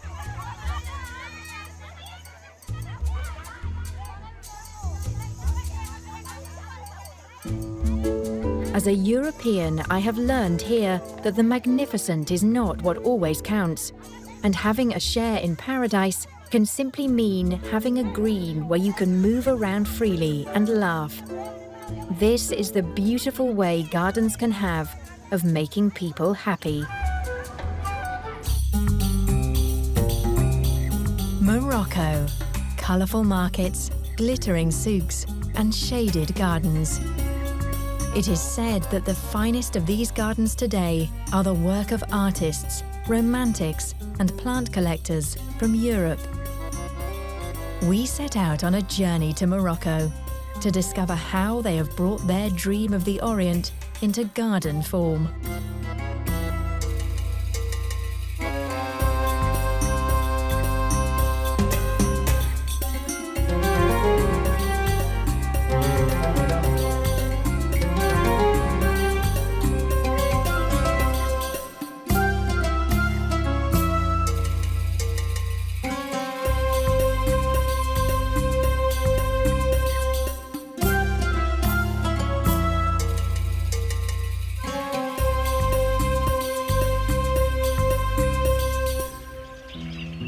This garden is somewhere in Morocco. We are not permitted to say precisely where.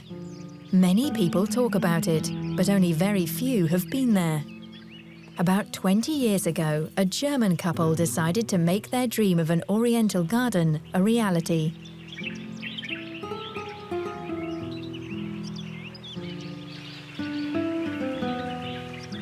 Fully in keeping with Islamic tradition, they have created not merely a green plot, but a habitat and living space.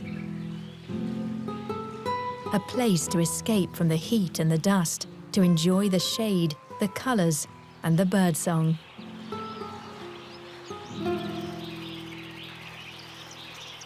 A perfect Islamic garden achieves the symbiosis of architecture and nature. Everything is in harmony, down to the last detail, and is steeped in the desire and the will to achieve beauty.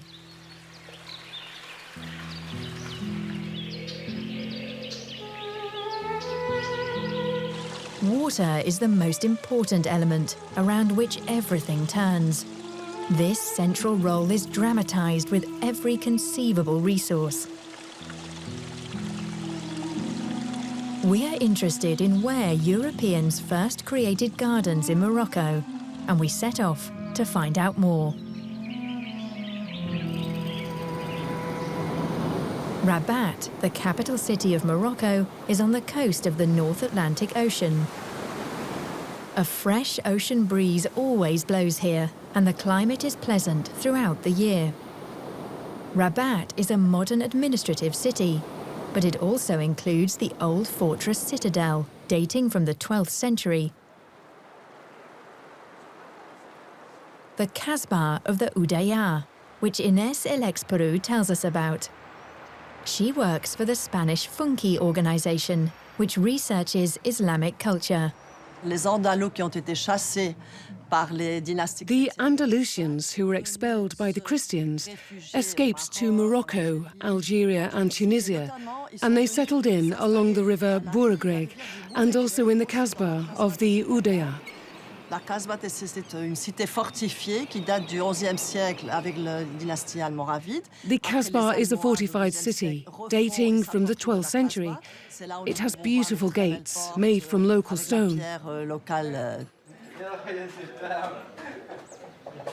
In these alleys lived the Spanish Muslims, who had escaped from the Christian conquest of Andalusia. Even after so many centuries, the blue facades and the plants on the streets are reminiscent of Cordoba.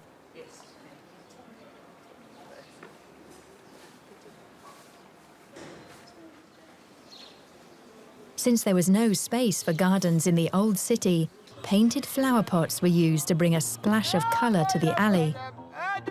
Rhythmic sounds echo through the streets. A Gnawa musician is playing a three-stringed lute, known as the gimbri. The Gnawa are an ethnic minority in Morocco, and their musicians are called on even today to drive away evil spirits. Inside the fortified walls, there is an old garden that has an eventful history over several centuries. Inés Elexpuru explained how it was created in the early 20th century.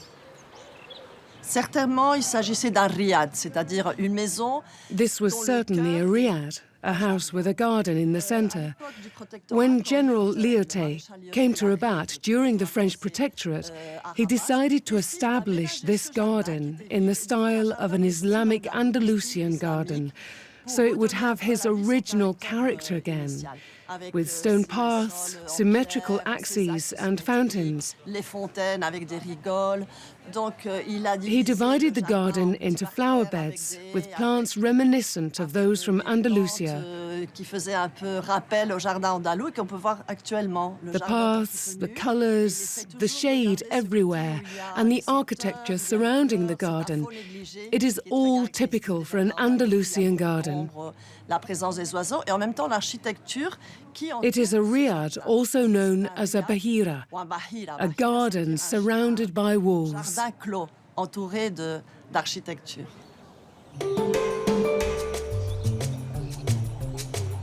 It is a rather bewildering story. A century ago, a French general has a garden recreated in the style of Muslim Spain. Hubert Lyautey loved gardens, and he loved Morocco. At his request, a French painter came to this country, whom we thank for the most famous public garden. This is our next destination. We leave the Kasbah of the Udaya and travel south. Once again, we enjoy the salty spray of the Atlantic and prepare ourselves for the hot, dry and dusty climate of the interior. The journey takes us here, to Marrakesh. The Cité Nouvelle, as the new city district is called, was built during the French occupation. This is where the Jardin Majorelle is located. It was named after the French painter Jacques Majorelle, who created it almost 100 years ago. Today, it is one of the major tourist attractions in Marrakesh. It has 800,000 visitors a year from all parts of the world.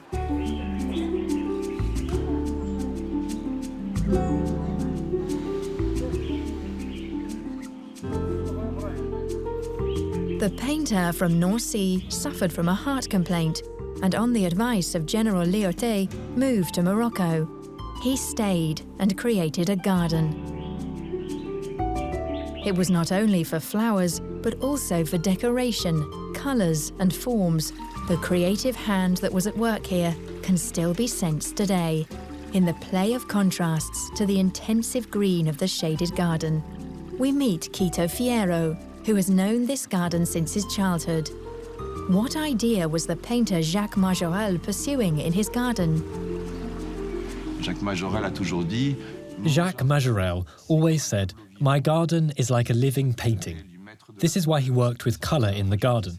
His famous blue, for example, which he discovered when travelling in southern Morocco. It is the blue the Tuareg people used to paint their house doors. It has since become a trademark, Majorelle blue. The excellent care and condition of the garden today is due to the work of a foundation.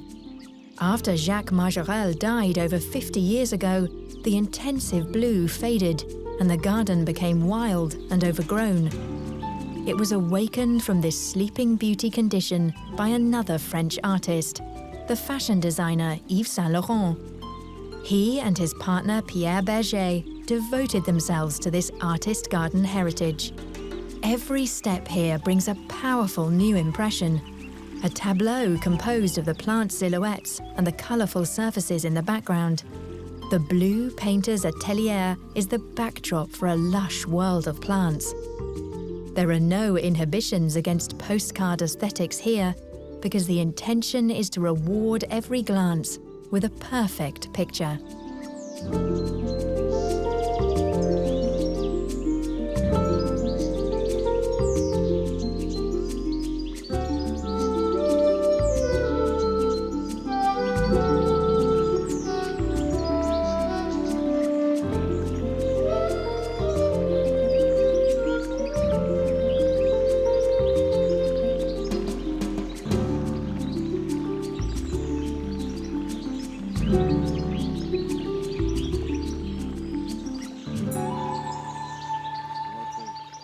The Jardin Majorelle is also a botanic garden.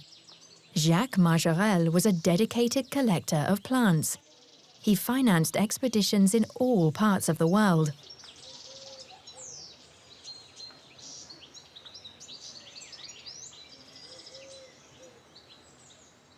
Il a voulu créer un jardin exotique. He wanted to create an exotic garden for his plants from around the world, in particular for the cactuses.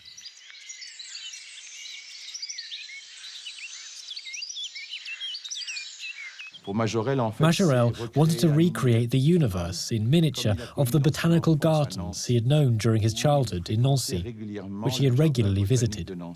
This was the origin of his passion for plants.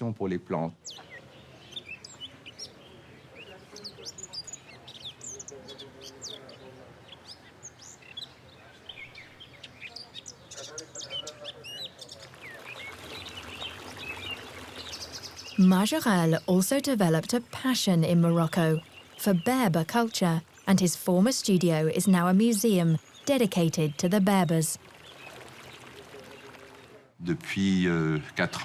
Under the new constitution, Morocco has, in the past 4 years, recognized the Berber identity and the Berber roots of the country.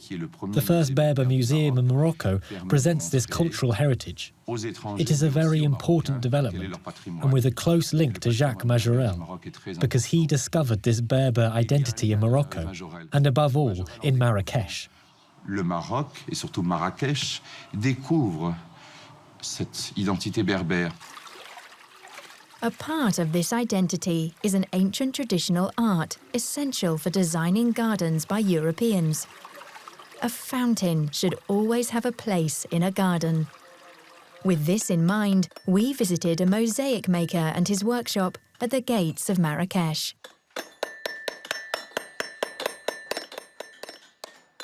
Abdelghani Lakhaga learned the craft from his father. The men of the family have been mosaic makers since the 18th century. There are 2 methods for making these very small tiles. Either each single part is first made from clay, glazed and fired separately, or the small pieces are hammered out of already fired large tiles to the sizes required. Abdelghani Lakhaga has customers from around the world. They are mostly owners of gardens. A specialty of the Moroccan garden is that finely crafted and artistic objects used in it are equally as important as the plants. Back to Marrakech. The old city, the Medina, is surrounded by a wall.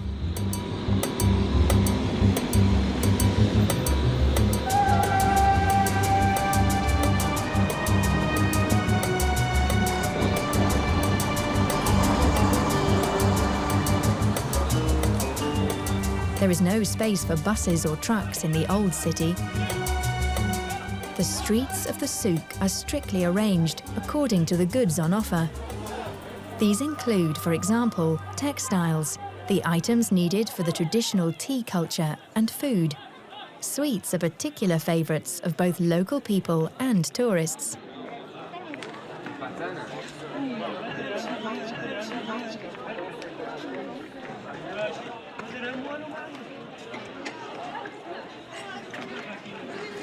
The jostling crowds of the souks are an unfamiliar experience and make a quiet, solitary place seem very attractive. Riads offer precisely this. Riads are houses with a central courtyard garden. These are the typical houses in the Marrakech Medina.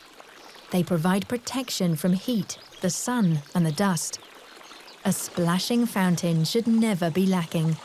It freshens the air and soothes away the noises of the surrounding rooms.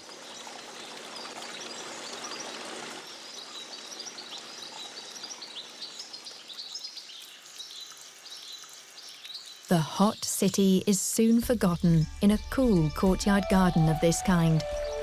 The palms and other large-leaf plants give shade from the sun.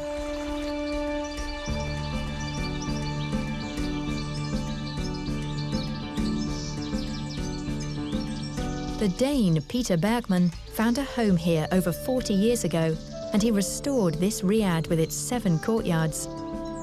He adopted the customs and practices of the country from the start. These include giving a newly purchased house a name. When you enter some houses, you simply do not feel very much at home in them. This is strange, and vibration sounds a little silly, but it is a fact.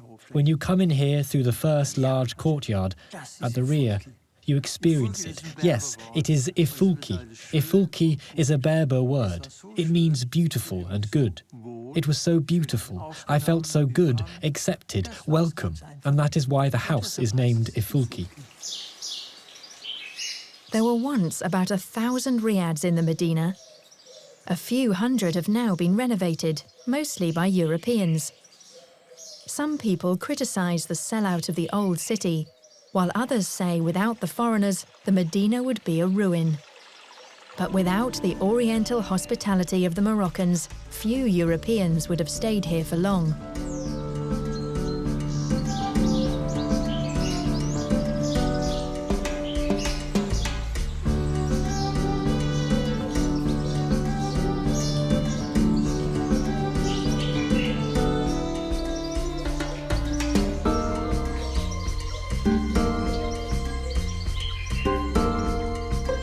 The Moroccans have their own criterion for the quality of a house.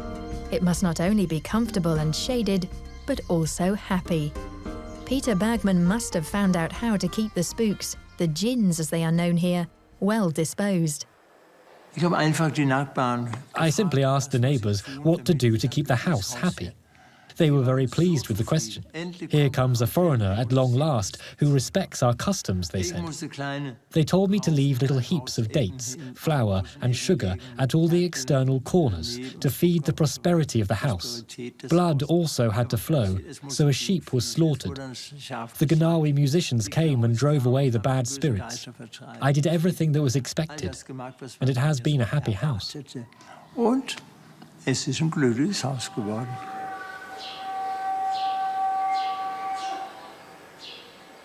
It also needed hard-working, good spirits to make sure it would not only be happy, but also a beautiful house.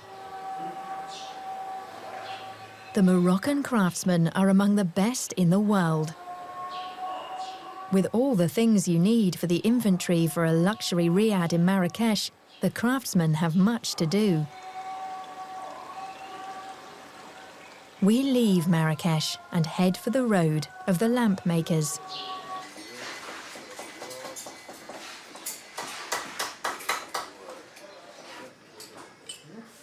Remarkable lamps are produced in this workshop, with its modest dimension of a mere 30 square metres. Brightness is not the quality sought in these lamps, but atmospheric effect. You can find them in all Moroccan houses and gardens. Each one of these craftsmen is a specialist for a single production process. The fine frames for the glass panes are first shaped out of sheet brass.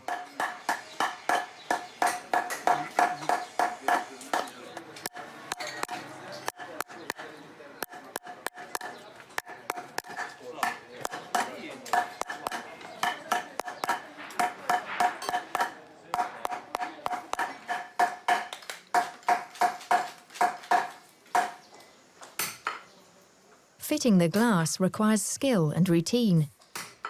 The pane breaks if too much pressure is applied. Piece by piece, the metal parts are soldered into a complete lamp.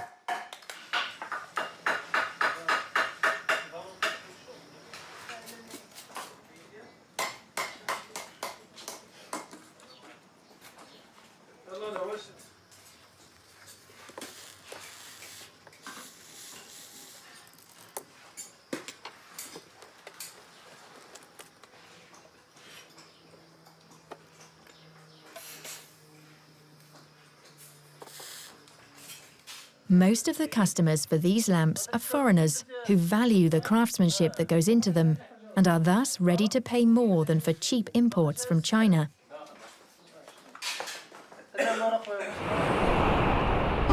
The The walls of Marrakesh are 19 kilometers long, and all in the earth color of this area.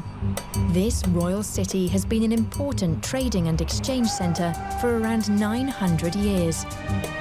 It owes its existence to an immense oasis of palms, the Palmeraie. This provides water and food. Building among the palms is not permitted, but living close to them and having a garden there is highly prized.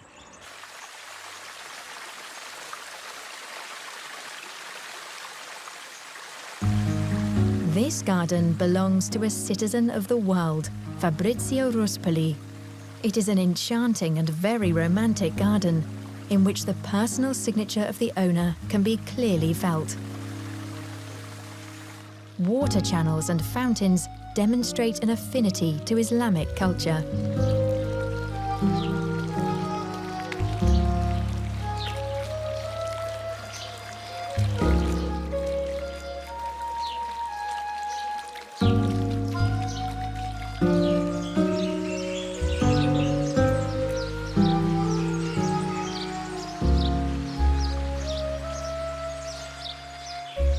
What does a garden mean for Fabrizio Ruspoli?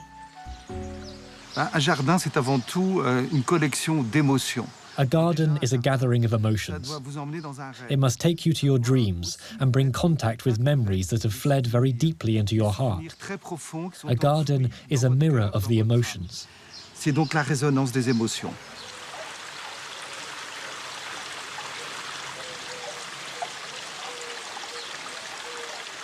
Many emotions have found their place in this garden over the years. What are the emotions that bind Fabrizio Ruspoli to Morocco, and why does he live here? Je vis depuis 22 ans au Maroc, mais j'ai un lien très fort avec le Maroc puisque enfant. I have lived in Morocco for 20 years. I have a strong link with the country because my grandparents had a house in Tangiers, and I was plunged into Moroccan culture as a child. Alors ça, c'est déjà une chose qui ne s'explique pas.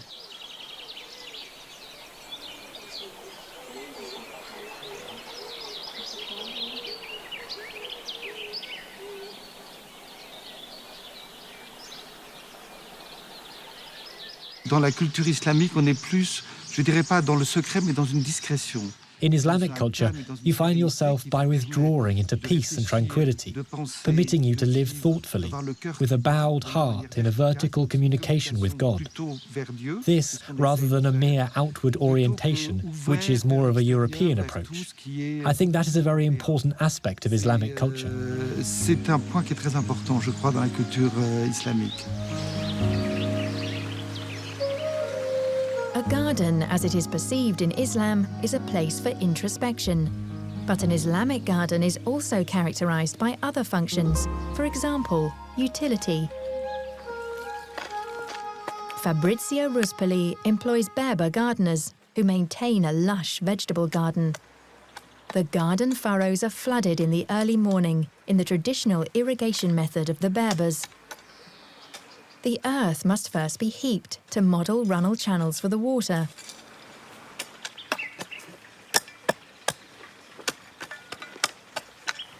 Young aubergine plants are then placed in the thoroughly wet earth.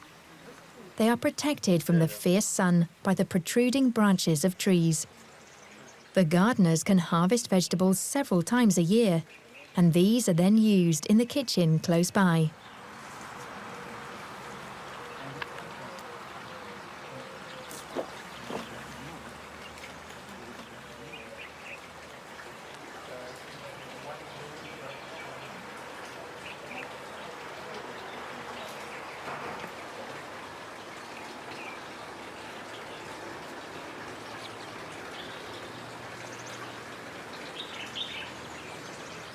Fabrizio Ruspoli attempts to make his guests familiar with Moroccan everyday life and culture.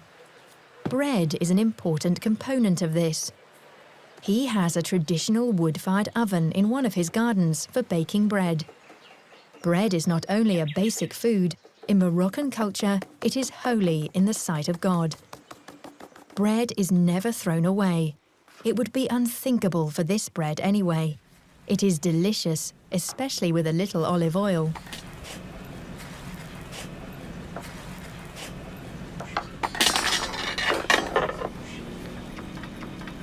What is the taste of Morocco? It is very much that of the tagine, a Moroccan national dish that derives its name from the special cooking pots used with their conical lids. You can get to know a country very well with the palate. The participants in a cookery course ought to learn how to make tagine. It can be made with vegetables, but also with fish or meat.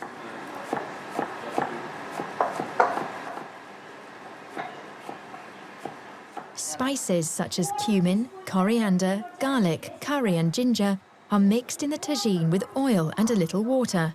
The ingredients are then stacked over each other and cooked. The taste and flavour rise upwards during cooking. She's going to make it very, very low. Right, so now, this is the moment. The way a garlic puree is prepared also needs to be practiced. Aromas are an inspiration to the memory. An appetizing smell from the kitchen makes us hope for some fine memories to come. Now add your garlic to your tagine, please. We are going to make a salad called za'louk salad.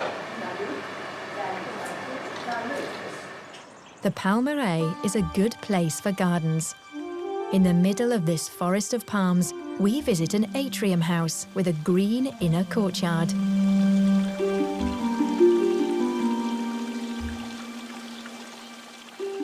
This property also belongs to a European family. Their passion for gardens has opened their gates for us. The owners are pleased to show us the garden, of which they are very proud, but do not wish to be named or shown. Anonymity is not unusual in this city. Marrakesh is an important place on the jet-set map.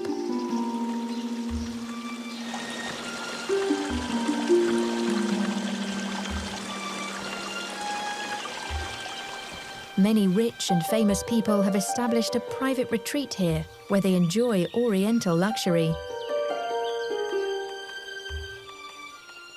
This frequently includes the possession of an unusual garden.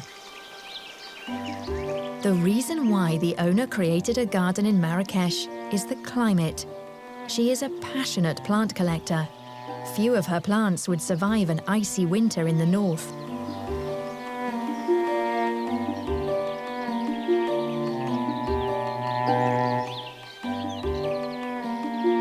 The flower bed on the terrace has an exuberant crowd of echium, pride of Madeira. Not only a delight for the eyes, but also for the bees. Bougainvillea in delicate pastel shades, a chinaberry tree with its intoxicatingly perfumed blossom, and hollyhocks, which originate from here.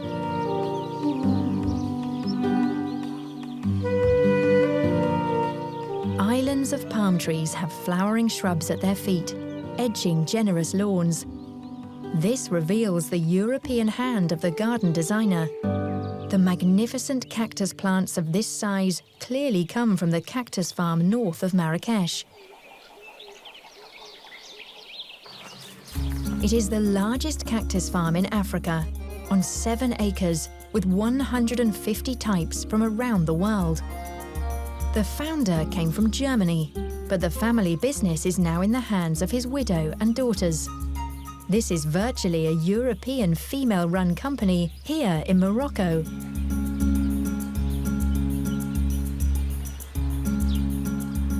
All 3 are cactus experts. For plants such as the Opuntia basilaris with its insidious and almost invisible barbed hooks, or the Espostua lanata, no one should be fooled by its attractive appearance.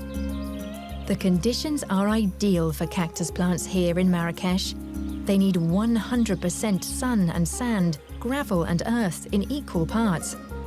But they have very modest water requirements. Only when they are first planted do they need regular watering for 2 weeks. Rosalinda Thiemann grew up on the cactus farm with a father from Bremen and a mother from Marrakesh. war erst noch am Studieren in Frankreich und bin dann auch hierher gekommen, weil I was studying in France, but then I came back here because it is a marvelous heritage, and I thought I must make sure it is continued. bin hier groß geworden und I grew up here. I love cacti, and I know a lot about them, so it was an obvious choice to stay here. There are now 3 of us since my younger sister joined us. jetzt, da meine Schwester, meine kleine Yes, Schwester auch dazugekommen it is certainly not easy, and you really have to put your shoulder to the wheel here as a woman, especially outside the city, in the country, and with the country people. They find it difficult to be told what to do by a woman, or to have her as a boss. It can be a little difficult. Eine Frau als Chefin zu haben, ja. Nee, ist schon ein bisschen schwierig, ja. Mother-in-law's chair is the name of this Echinocactus grusoni cactus. A cactus can live for 100 or 300 years.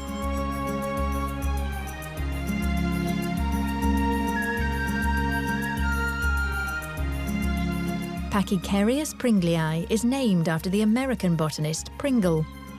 These tree-like cactus can grow up to 19 meters high.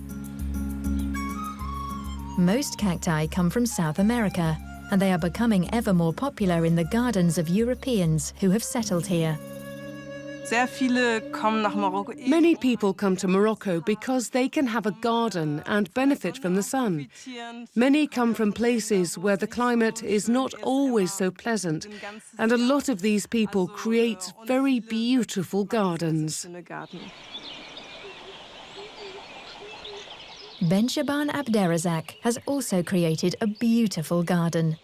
He is a Marakshi with Berber roots. Gardens are his life. He writes about them, photographs them, and lectures on botany at Marrakesh University. He has given much thought to how his culture and tradition are reflected in gardens. Les jardiniers marocains ont l'habitude de dire, quand ils ont bien travaillé dans un jardin, when gardeners in Morocco are satisfied with their work, they say they can see their face in the garden. C'est mon visage. Donc il voit son visage dans le jardin quand il a bien travaillé. The garden functions like a mirror because it reflects our faces. One also needs a mirror for immersion in thought about oneself and the world, and this mirror is meditation. De miroir pour plonger dans une réflexion sur soi-même et sur le monde, c'est ce qu'on appelle la méditation. Et ce n'est pas un hasard si beaucoup de jardins. The Islamic garden is full of water surfaces, and these are indeed mirrors reflecting the light, the surrounding buildings and the garden itself. Dans le jardin et dans les bâtiments qui se trouvent dans les jardins, et qui, en même temps, le jardin se reflète. This playing with mirrors is, I think, to some extent, the essence of a garden. Font partie de la vie, je crois, d'un jardin.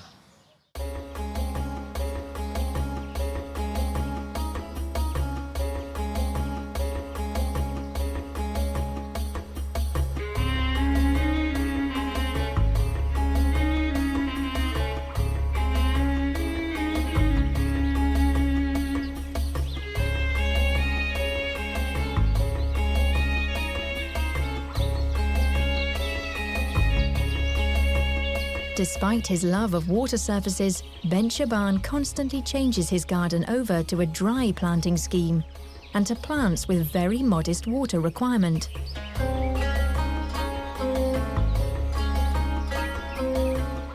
Global warming has not made the managing of a garden in this latitude any easier, and he wants to ensure that his plants will flourish over the long term. Moi, dans mon jardin, en tout cas, Every tree in my garden, every individual has its own life. It is like a family, or like my children who constantly surprise me, but with a new emotion in each of these surprises. People who are not a part of the family have no part in these emotions, these little hidden things that ultimately bring us so many moments of happiness. Ces émotions, ces petites choses cachées et qui offrent beaucoup de bonheur, en fait.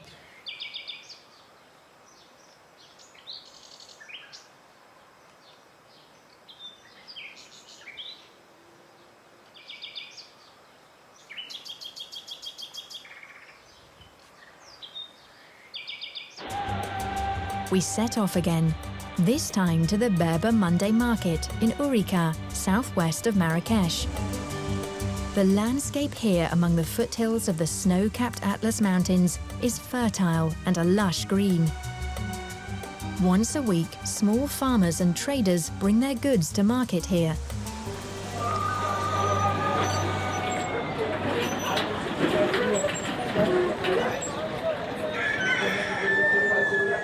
The Berbers are the original ethnic group in Morocco. Before the Muslim conquest, the Berbers had their own natural religion, and respect for nature is still very important to them. For example, the Berbers still never build on land that can be cultivated, because this would be a waste.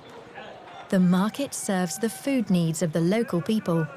Unlike the city we have left behind us, tourists are a rare sight here.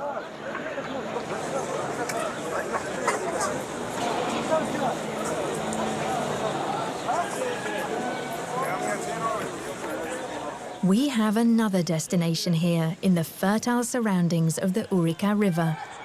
We leave the lowlands and travel up into the mountains to a garden created by an Englishman.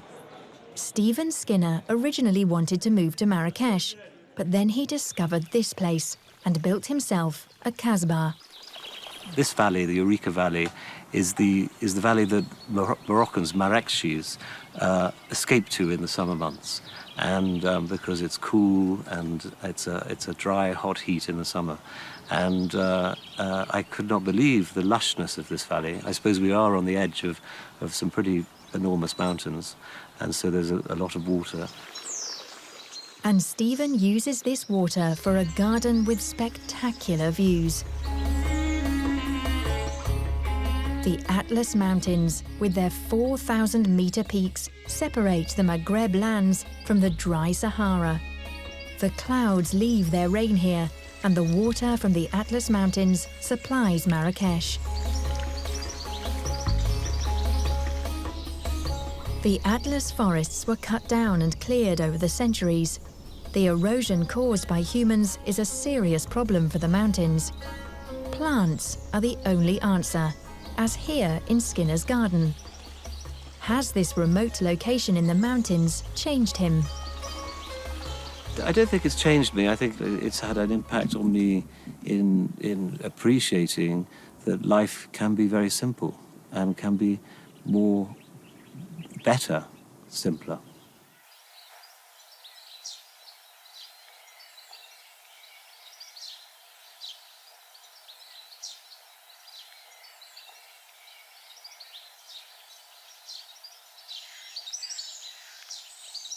Berbers from the neighbouring villages work at the kasbah and grow vegetables in the traditional way.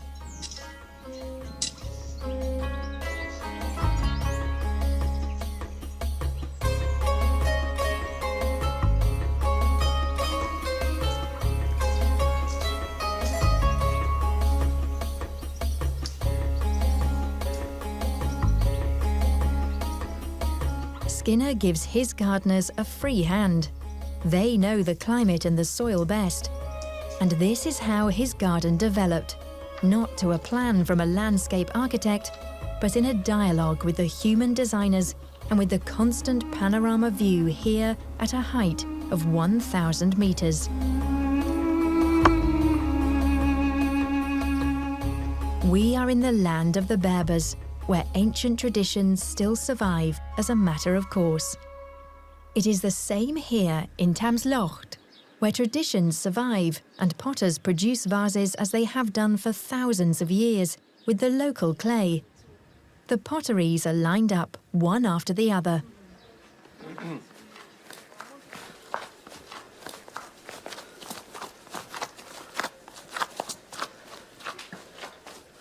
Nothing has changed either in the material or the technique used. Water, clay, a muscle power wheel, air for drying, and fire for the kiln.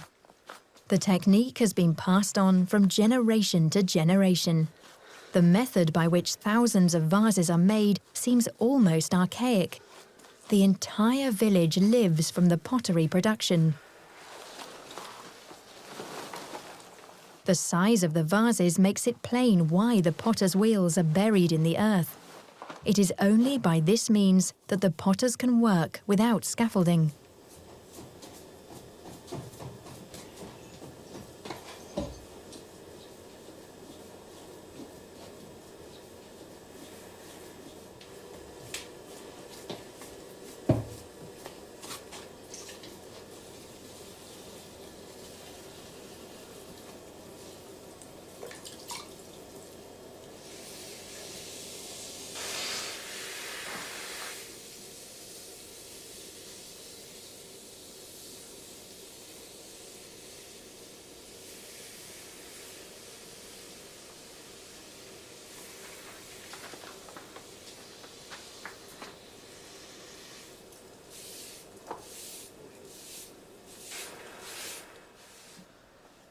No vase leaves the workshop without being decorated first. Ornamentation is also added with the assurance of swift routine and thousand-fold practice.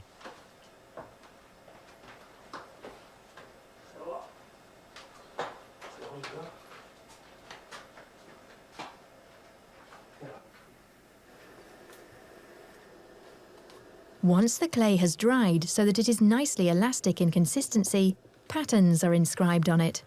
They have no meaning and are simply part of the potter's routine.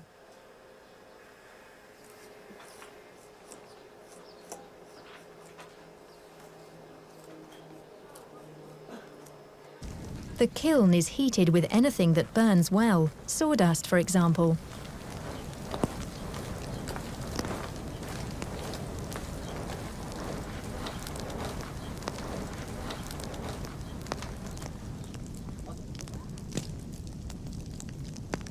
A high column of smoke visible far and wide proclaims that this is Tamslocht, the village of the potters. We plunge into the green world of the artist André Heller. Visitors to this public garden are received by figures of African gods. Why did the artist create a garden here in Morocco? Marokko ist eine Liebesgeschichte seit 1972. Man erfährt. Morocco has been a love story of mine since 1972. You only experience a love story in its full depth when you live it and experience it as a task. Eine Arbeit begreift. Und dann habe ich mir ein Projekt geschaffen. And then I set myself a project. It may sound a little arrogant, but to produce a portrait of myself as an elderly man and the experience I have with semitones, colours, smells, and through to light and shade. And this is something I wish to express, not merely in the written word, in songs or narratives, but transferred as a dream into reality. Als Traum in die Wirklichkeit übertragen werden.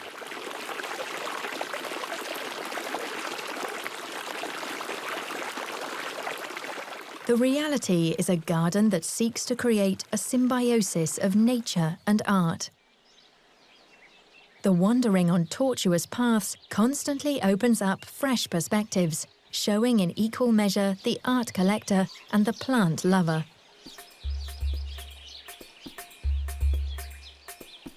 Gardens also have another dimension for André Heller.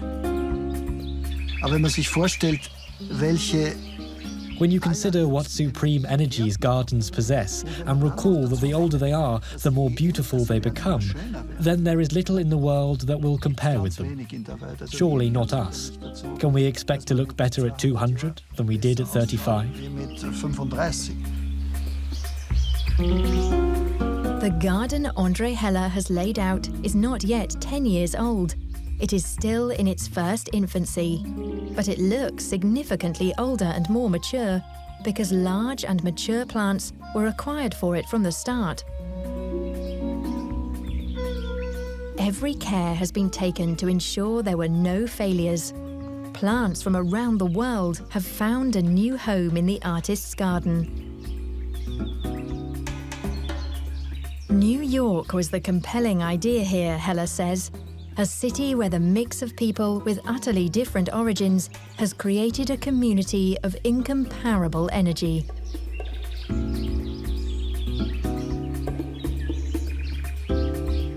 This is how to bring the whole world into a garden. Is the Islamic garden art tradition of significance for Hella? Die islamische Kultur hat immer Gärten als Islamic culture has always regarded gardens as places of contemplation. Auch des Augentrostes. And also of clearer perception. They are high-quality energy inputs that bring us back into harmony, the way a piano tuner does. Versuchen, wie ein Klavierstimmer in die richtige Stimmung zu bringen.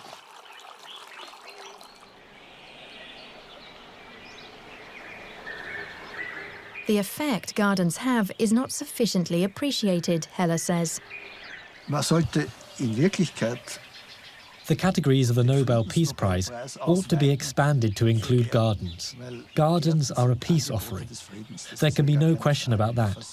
For reconciliation, human interaction, and the chance to breathe deeply.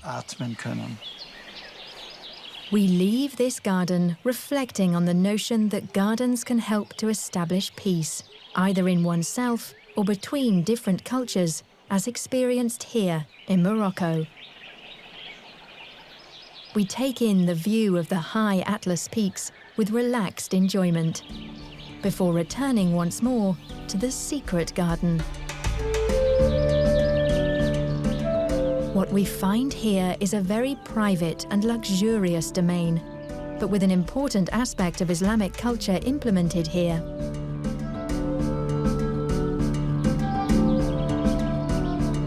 This is the factor of an all-dominant beauty. The star cast are the palms, with trunks decorated on the ground as though by flower garlands.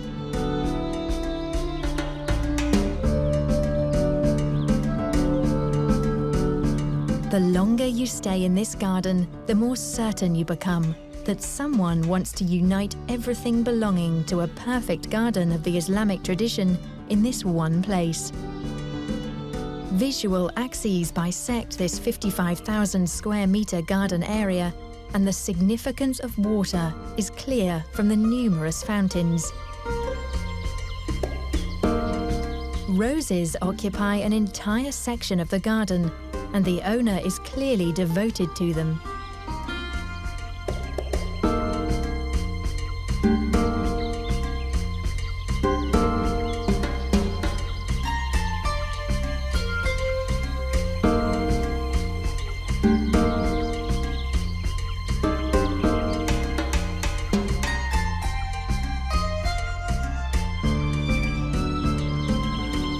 In the middle of this ocean of roses, the opportunity to lie quietly in the shade of a pavilion is provided, and to be beguiled by the fragrance and magnificent colours.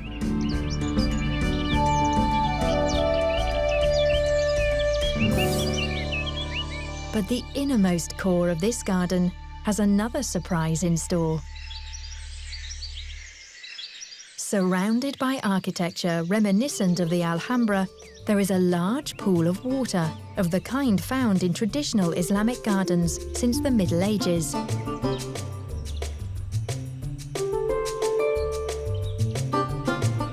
The gardens of the Europeans in Morocco are as individual as their owners. Each one of them has done something different to realize a personal dream of the Orient. Whether this is the magnificence of the caliphs, the simple life of the Berber people, or the spirituality of Islam. Each one of them shares a common love of a country that has accepted them all with its Oriental hospitality.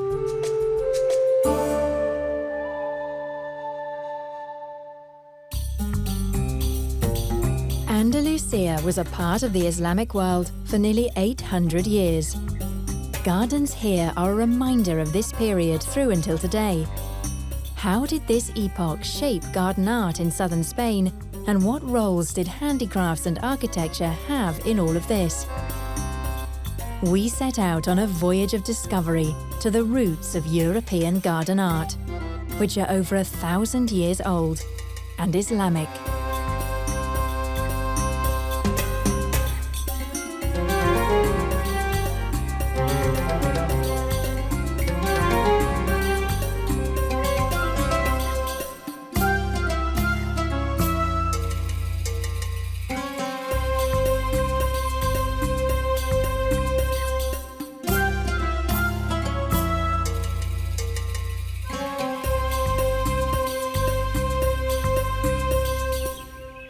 We start our garden pilgrimage at the Alhambra in Granada, which was under Islamic rule until the 15th century. This giant castle complex is not only a textbook example of Moorish architecture, but also of garden diversity. Of course, it is no longer quite what it was, but it still conveys an impression of an approach to life. It is also a pleasant place to spend some time among the plants and broad water surfaces, even in the hottest weather.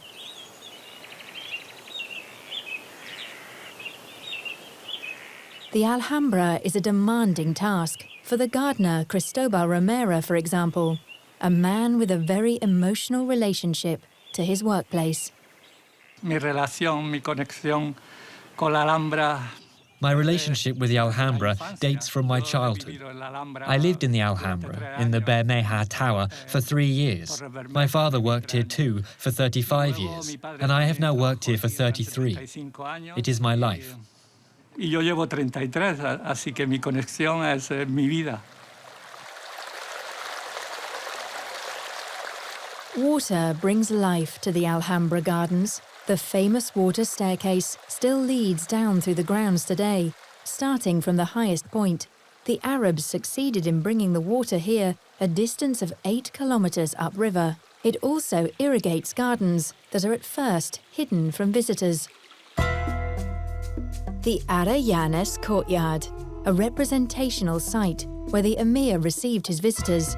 Most of them came from desert regions and were impressed by the enormous water surface that was unique in the Middle Ages. We would like to find out more about this garden from the botanist José Tito Rojo. The Ariane courtyard is probably the oldest garden in the world that has still kept its original form. It has a surprisingly modern and minimalistic effect. A rectangle of white marble, one of myrtle, and another of water. It is minimalistic, yet nonetheless a medieval garden.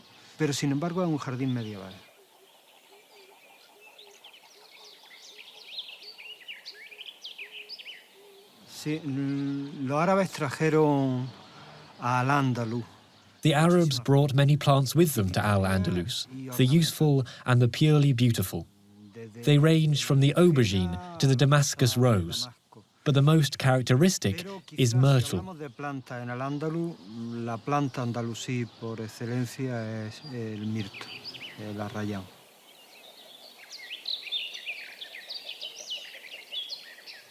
Sin duda la más utilizada en los jardines, hasta el punto de que muchas veces. The plant was even used as a metaphor for gardens. There are poems in which a king is criticized for dedicating himself to collecting myrtle plants instead of fighting wars, as a king usually does. En vez de hacer la guerra, que es lo que un rey, como Dios manda, debía hacer.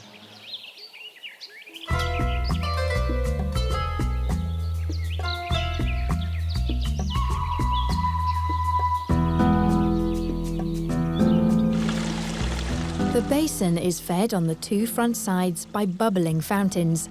Their flow cleverly slowed down so that the quiet mirror surface of the water is not disturbed by the movement.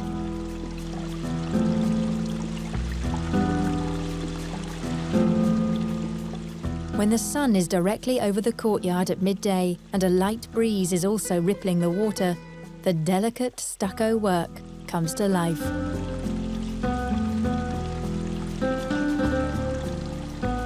Stalactite vaults of this kind could be found in Persian gardens at an earlier period.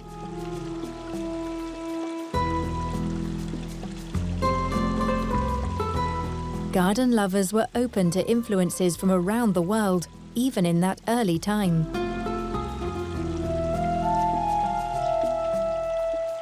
Curled palm leaves and pines are typical decorative motifs at the Alhambra. Calligraphy praising God and the emir embellish the surrounding walls. The azulejos are masterworks of Arab Andalusian art.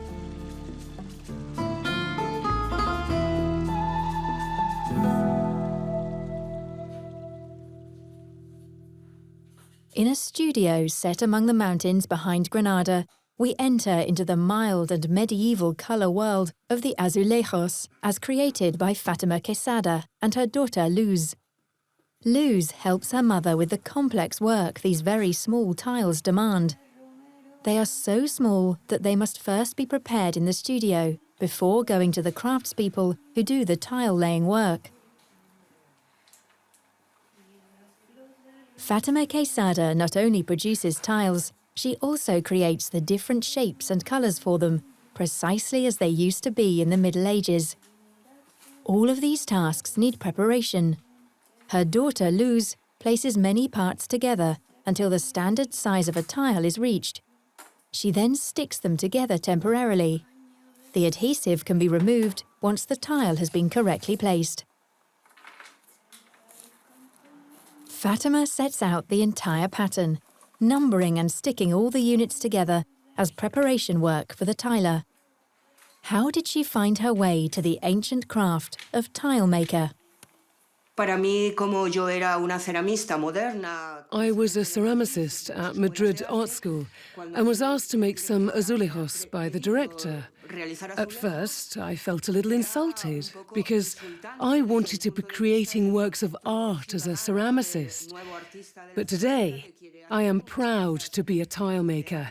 I make my small geometrical tiles with my own colours, and I am happy because they are not only good for a tiled wall or a museum, but apart from that, they have been used for many years by virtually everyone. No valen solamente para estar en una pared o en un museo. Sirven para toda la gente, los usa y además permanecen durante muchos años.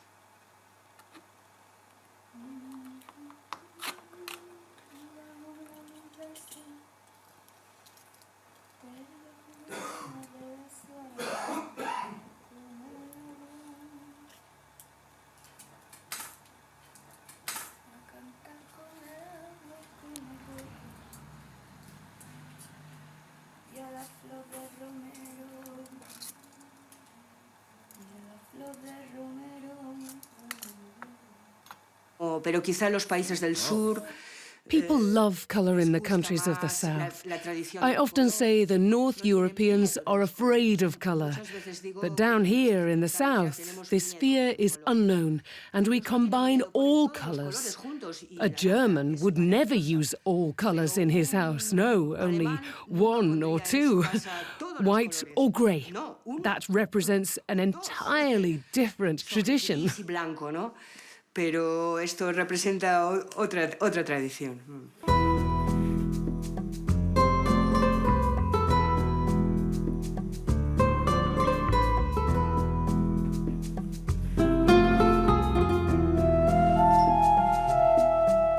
Her efforts to revive the colour traditions of medieval Al-Andalus involved many years of research into the various minerals that had once been used. She had to decide for herself what minerals to use and then mix the different shades.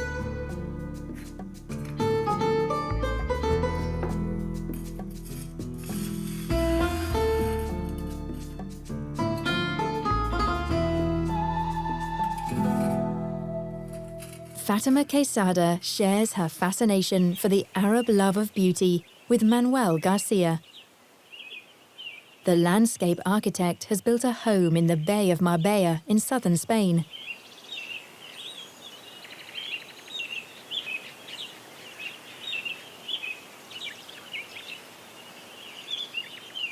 It is as magnificent as the palace of an emir. And there is a reason why this idea comes to mind. Y yo he nacido en Al-Ándalus, Marbella. I was born in Al-Andalus, in an old Hispanic Arab courtyard house in the centre of Marbella. Courtyard houses and Hispanic Arab gardens are my life. Desde que nací. This natural sense of being part of a long tradition still appears to flourish today, although the Arab epoch ended centuries ago.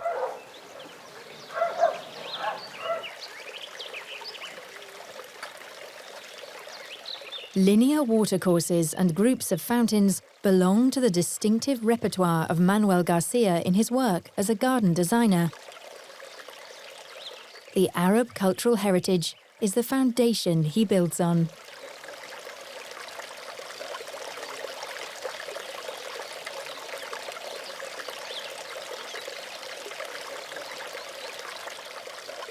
Yo soy el heredero del patrimonio jardinero andaluz. Yes, I am an heir of the Andalusian garden art tradition. Maintaining this culture is my obligation because it is ever more in danger of being forgotten. The heritage needs to be protected by caring for the medieval gardens of Al-Andalus. It is important here to follow a rule. The Hispanic Arab garden always has a central axis that divides the garden into two areas. This is usually with the use of water, or in the case of this garden, where there is no water, with a central axis path, directing your gaze to focus on a single point. This is a perfect Hispanic Arab garden. But it is only one possibility out of many. There are thousands of gardens within this system, and the crucial element in them all is the creativity of the artist. Ese es el jardín hispanoárabe perfecto. Pero eso solamente es un orden. It is not enough simply to create the axis. Making a garden is always far more complicated. Ya influye, no por crear un eje axial está hecho el jardín. No, es mucho más complicado que eso. We can see how complex in his garden.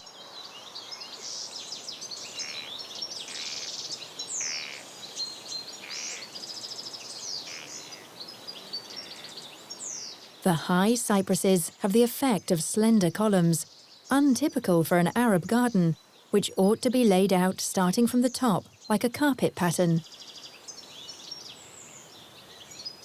The combination, however, of pomegranates and roses, the useful and the beautiful, is a traditional concept.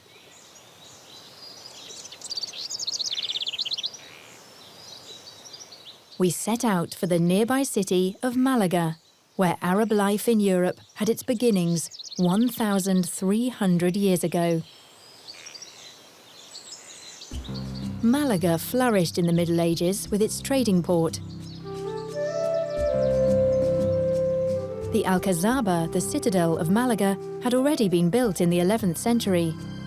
It was the residence of the Arab rulers, and the ground plan later served as a pattern for the Alhambra in Granada.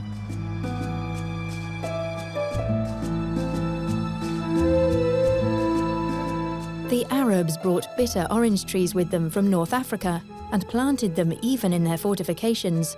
This is because they created gardens wherever they settled. They needed water to do this, and they directed it down from the highest point through the entire garden. Water was a precious commodity for them. They paid homage to it in open watercourses and superb fountains. They wanted to be surrounded by the sight of clear water and to hear the refreshing sounds it makes. The Arabs built with bricks even in those early times, and this method assured rapid building progress. But in the final analysis, beauty was the one thing that mattered. Only a few last remnants of the decoration have survived, but it is not difficult to imagine what oases these inner courtyards must have been.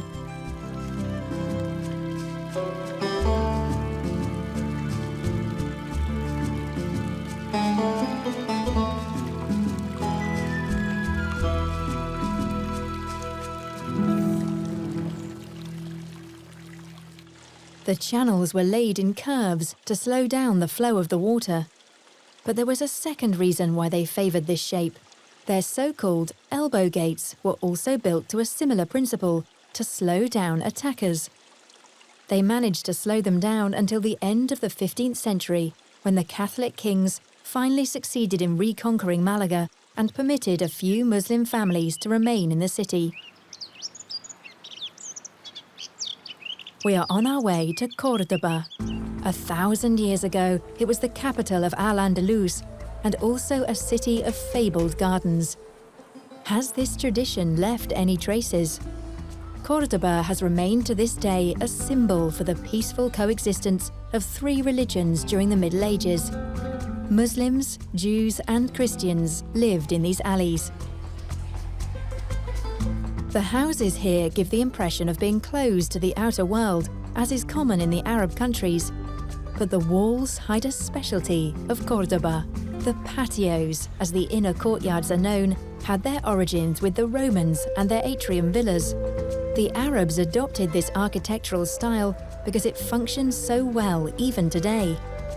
Araceli Arjona waters the little plant pots for several hours every day. She loves to share with visitors here passion for the patio tradition of her city.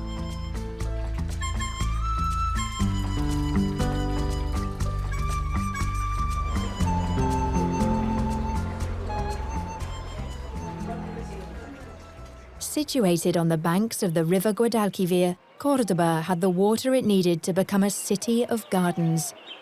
There were once some 5,000 water wheels at work raising the river water.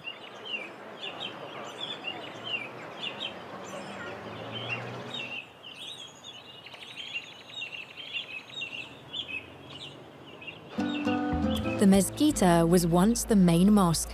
Today, it is a cathedral.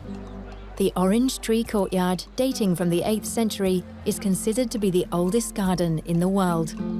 But the historian Pedro Marfil has a surprise. No tenemos ninguna información acerca de vegetación en este momento, pero se hace el patio y la torre. We have no information about the plants here in the early days, but we know that under the rule of the Umayyad dynasty, the law Maliki prohibited any vegetation in courtyards, but plants were still grown despite this law.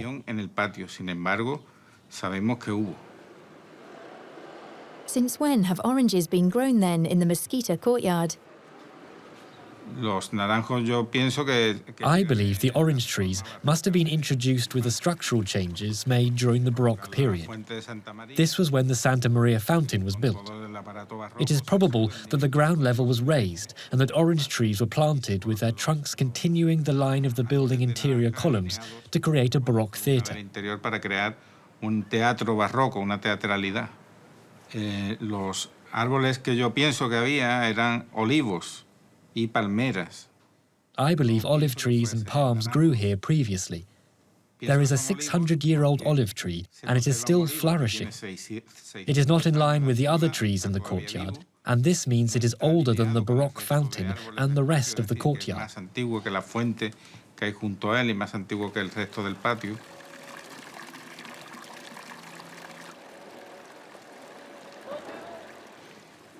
Apart from that, we know from the Christian emblems of Cordoba, dating from the 13th century, that the mezquita was originally shaded by palm trees. The most famous Islamic orange tree courtyard of the Middle Ages is thus, in reality, a Baroque creation, an interesting revelation.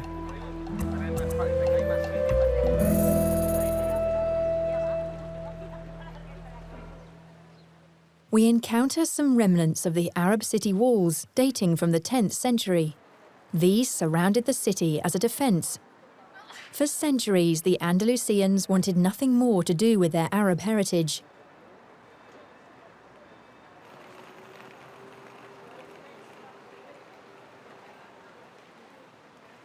The Christian conquerors took over the buildings from their predecessors, and an Arab palace, together with its gardens, became the residence of the Catholic kings.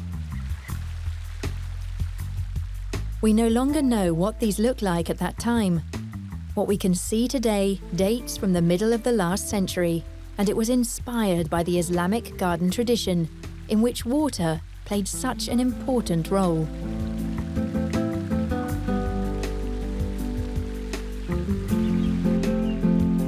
Nonetheless, the garden is divided into different areas, with alleyways and neatly trimmed hedges in the manner of the classic European garden.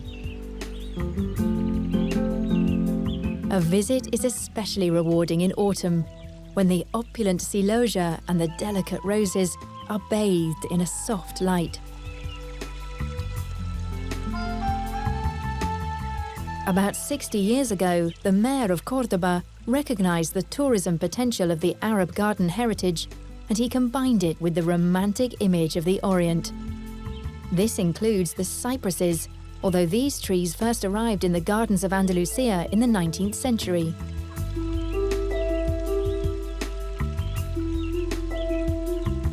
One thing that has been maintained through all the ages, however, is the irrigation method. In the early hours of the morning, when the heat has not had time to evaporate the water, the gardeners flood the flower beds and the soil soaks full with water.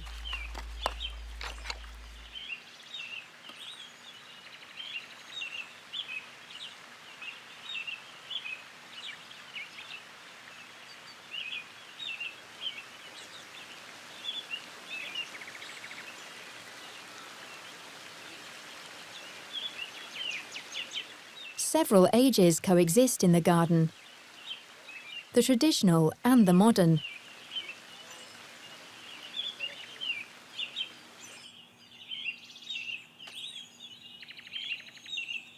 José Alvarez was born in Córdoba, and he reflects on the finer moments in the tumultuous history of his city.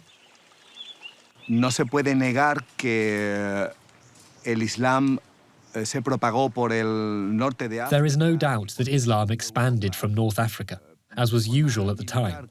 But the different religions nevertheless experienced moments of peaceful life in harmonious coexistence. Las religiones pasó por grandes momentos de paz y de tranquilidad, de coexistencia pacífica. Y esto supuso un enriquecimiento. What we are talking about here are three religions, but a single Andalusian culture. It was a culture that permitted a coexistence of the religions, each of which enriched the others. La coexistencia entre religiones que se enriquecen entre ellas. One example of this interreligious enrichment in Andalusian society of the late Middle Ages can be found in the Bartolomé Chapel. It was built by a group of people known as the Mudayha. These were Muslims who stayed here after the Reconquest.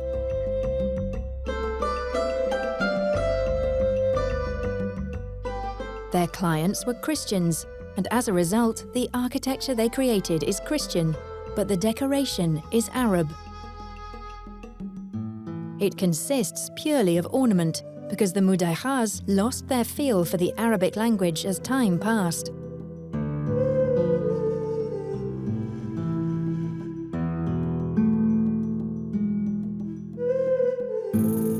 Córdoba is a fruitful ground for old handicraft traditions. José Carlos Villarejo is a craftsman in leather. He makes what are known as guadamesí. Sheepskins are stretched over a wooden frame, completely covered in gold or silver leaf, and then painted. In the last phase, the lines must be drawn for the final embossing.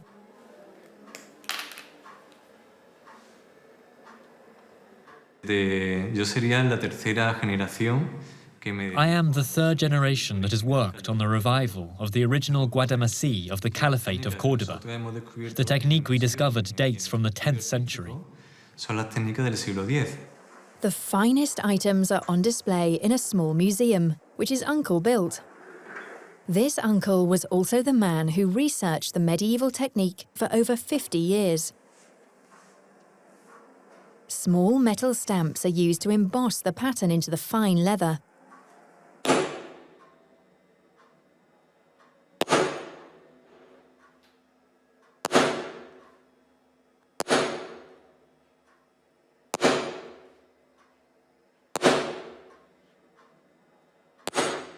The technique is mostly used to produce picture frames today, but in the Middle Ages, giant guadamesí decorated the walls in the palace city of Madinat al-Zahra.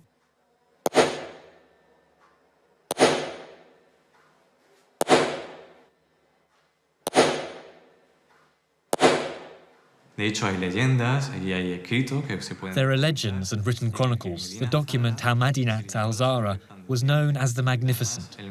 Whenever the sun shone over the city, the guadamesí on the palace walls were a brilliant blaze of gold and silver.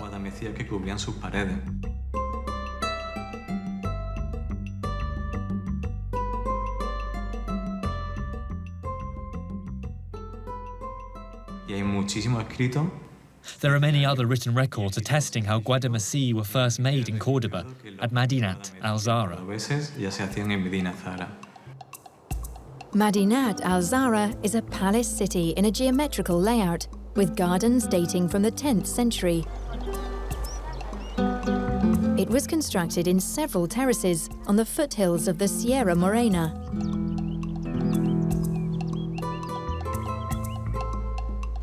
The Caliph resided in the highest sector, the court officials in the middle, and the ordinary people were at their feet.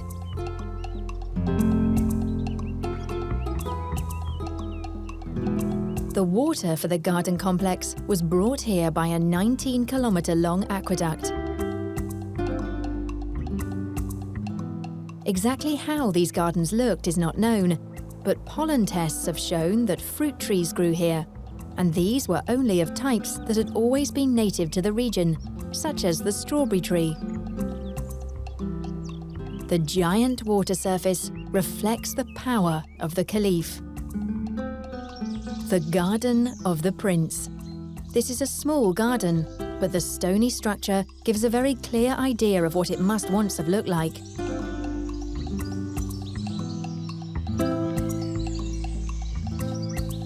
Pollen studies have shown that plum trees and basil grew here. The useful and the beautiful, always hand in hand, even in a princely garden. Only in a few points is it now possible to imagine how magnificent it must once have appeared. These gardens were greatly admired 1,000 years ago and influenced the garden art of Andalusia. For example, in Seville, bitter oranges have flourished here since the 8th century. They were introduced by the Arabs. The streets of the city are full of the ripe fruit in January every year. The absurd thing about this is no one knows what to do with them. The Spaniards are not fond of bitter oranges. Even for the Arabs, the intense perfume of the blossom was much more interesting than the fruit. The Arabs love orange flower water and use it as an aroma in their sweets.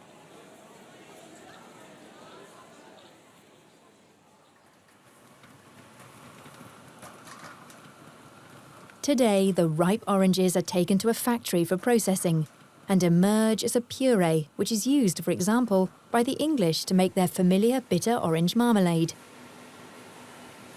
The important thing here is to keep the fruit pulp separate from the peel, which is cut in either thick or thin strips, depending on the taste of the user.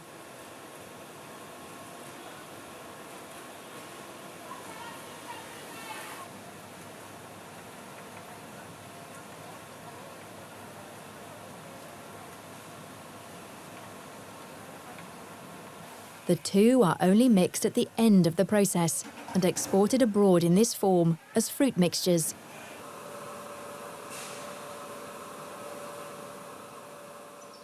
In the Alcázar in Seville, the rulers of the Almohad dynasty greatly valued the beauty of the orange trees.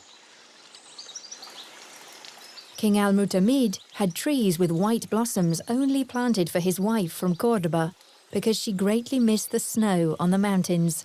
First, the almond and then the orange blossoms transformed the gardens into white landscapes. In the extensive palace gardens stands the Alcoba, a pavilion dating from Moorish times, which has been surrounded by orange trees from time immemorial.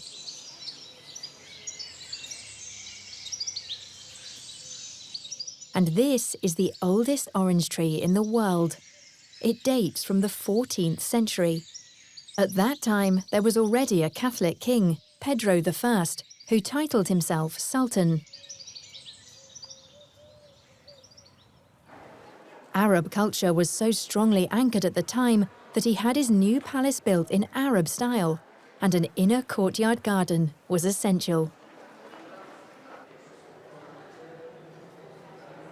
It is a curious story.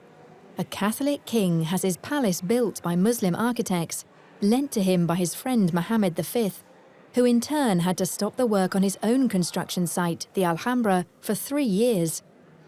The new palace was financed by Jewish bankers.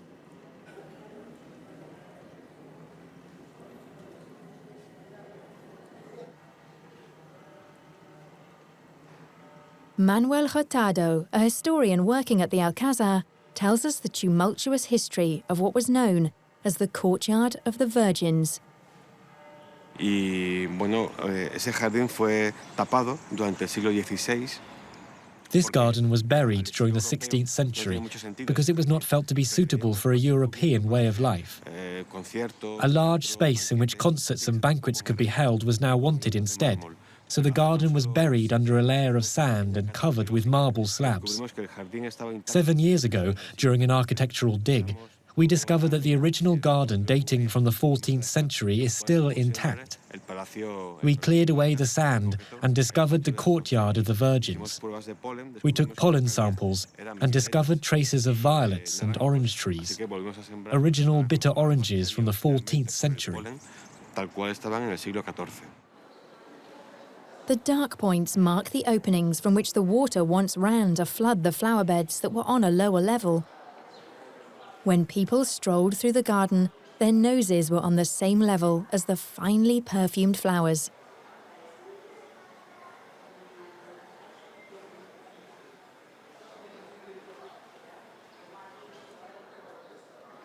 We are leaving the shaded royal courtyard and are travelling to Ronda. It is built on a mountain plateau and is divided in the middle by a 100-metre deep gorge. The location has been inhabited since the earliest times, and during the Middle Ages it achieved enormous significance as the crossroads of several important trade routes.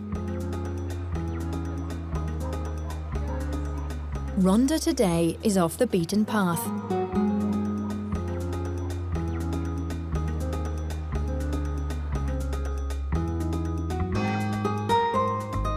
And the town lives from tourism. Over the centuries, Ronda was an attractive location for merchant families. The Palacio Mondragon houses a museum today and shows how the rich and powerful lived in previous centuries. Shaded green oases and splashing fountains had been essentials in every palace since Islamic times. The inner courtyard arcades were equally essential. They were built using kiln-fired bricks and decorated with azulejos.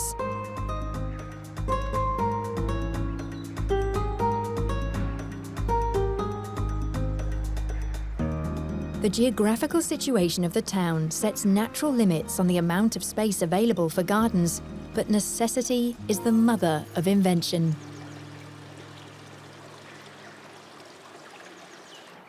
High above the El Tajo Gorge in the garden of the Palacio Rey Moro, the king of the Moors palace is perched. The name is a pure fiction, because this garden never had a palace or a king. A duchess from Malaga established this garden in the early 20th century. She commissioned the famous French landscape architect Nicolas Forestier. He was an enthusiastic admirer of the Arab Andalusian garden art heritage. In the best Islamic tradition, a water axis cuts the garden into two equal halves. The high trees have grown and are no longer in keeping with the original garden design, but the view still is spectacular.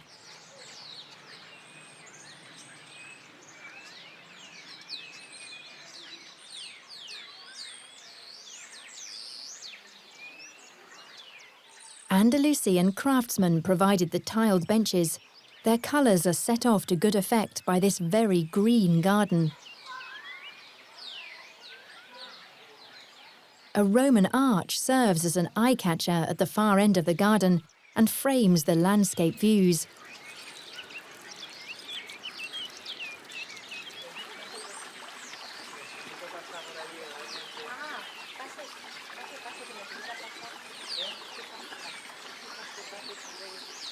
"100 years ago, Forestier helped to re-establish awareness for Islamic gardens, the finest of which are found in Granada. Granada is a modern and young city with generously dimensioned squares and streets. The business life is focused in the area around the cathedral.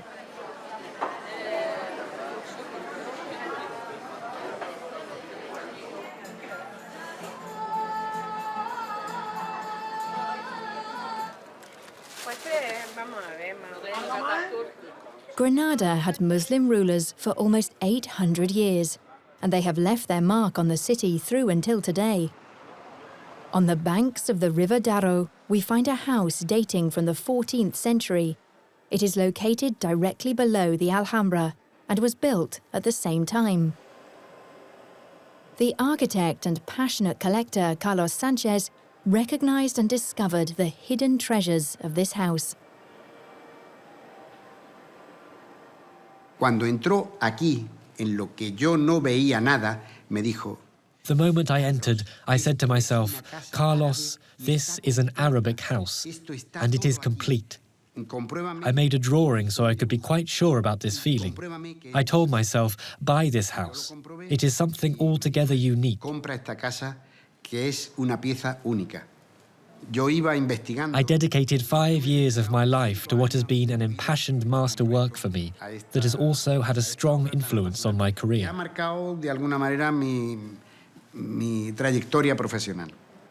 The longer he thought about the house, the more his ambition was stirred. Soy muy investigador. Me gusta mucho investigar. I am a passionate researcher, and I love to investigate. This is why I began to collect old chronographies of Granada, because I felt I would discover something in these old records about the house. A encontrar cosas. A ver qué pieza puede ser interesante. Esta es otro calotipo. This is an early calotype of the Alhambra by Pablo Mares, a very early work dating from 1825. Muy temprana. Carlos Sanchez is now a leading collector of early photographs of Andalusia. His home is the Arab house on the Darro in Albaicin, the oldest city quarter in Granada.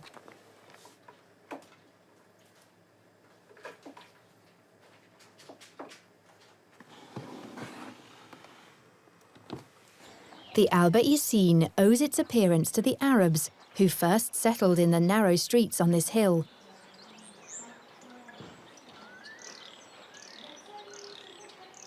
Hermetic walls stretch along the route and still provide clear evidence of how private and public life were once separated.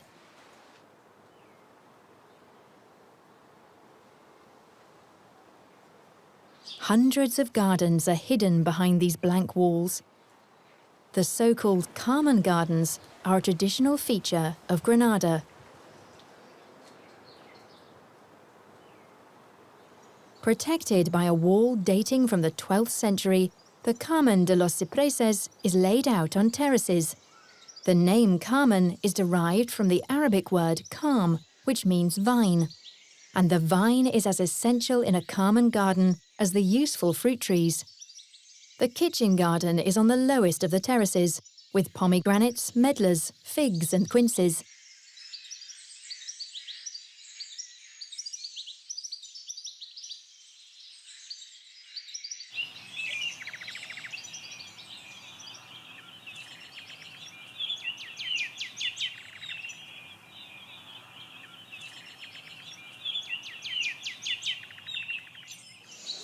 All the Carmen Gardens of Granada are in the Albaicin quarter, and for this reason they all have one thing in common: a view of the Alhambra.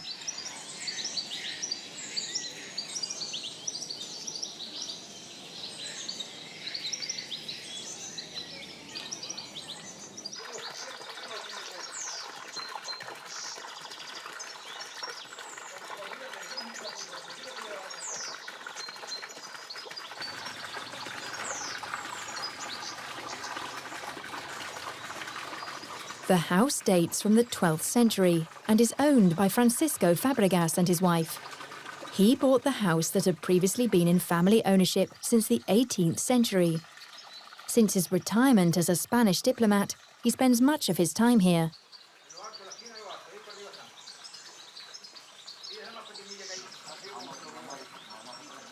What does his Carmen de los Cipreses mean to him? El sitio más maravilloso en donde se puede vivir. The most wonderful place where you can live, dream and live. No es un jardín. It is a way of life. It is far more than a garden. It is a place of entertainment, but above all of dreams. Es un lugar de esparcimiento y sobre todo es un sitio para soñar.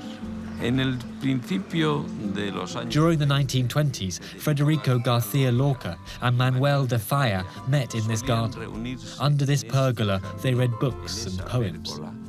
Y leían libros y poesías.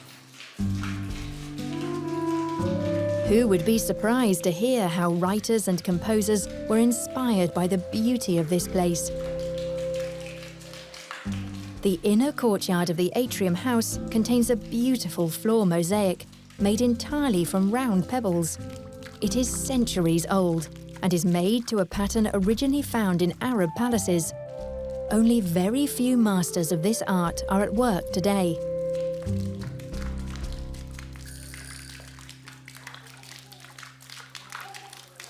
We set off to meet Jacinto Perez, who restored the mosaic. We would like to watch him at work. Before Jacinto Perez traces the outline of his flowers and ornaments in the cement sand, he first discusses the design with the clients. Do they want abstract and geometric patterns, or would they rather have something more playful? His services are in demand for modern houses as well as in traditional ones. He offers designs once used in antiquity and modern ones too. He also restores mosaics. He has acquired a large repertoire of designs in decades of work. He is not only one of the few people to have mastered this traditional craft, but he also has a reputation for excellence.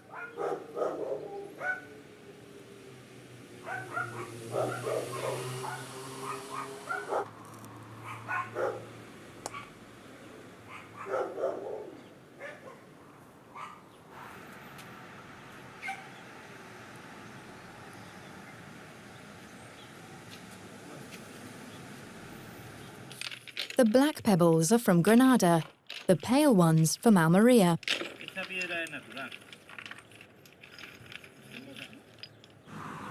Routine has made him a fast worker. He has only been at work on this site for 2 days.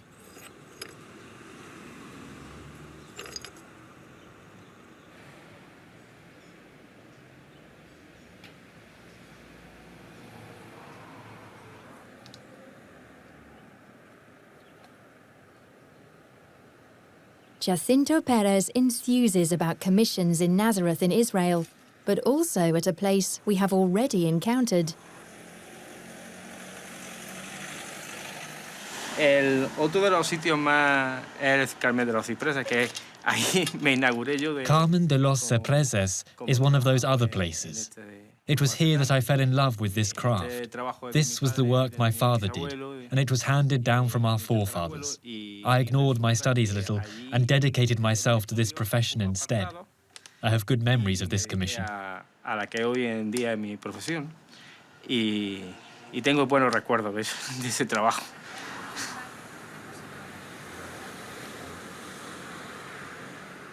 Some decades have passed since then, and much has changed.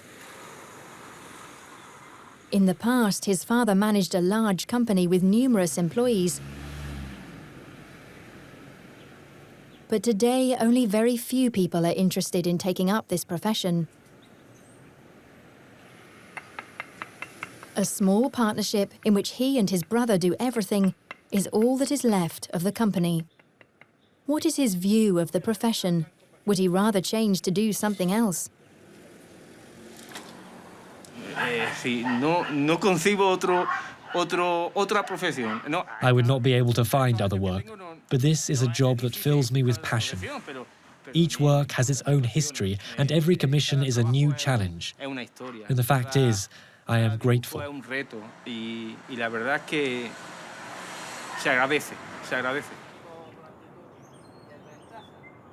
Good craftspeople never simply appear out of thin air. They need examples, and these can be found at the Alhambra.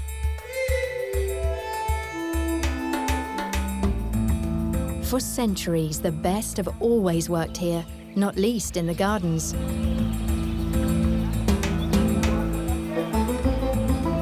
It is frequently only romantic impressions that give a hint of the former magnificence here. Kitchen gardens still are largely found along the route from the Alhambra to the Generalife Summer Palace.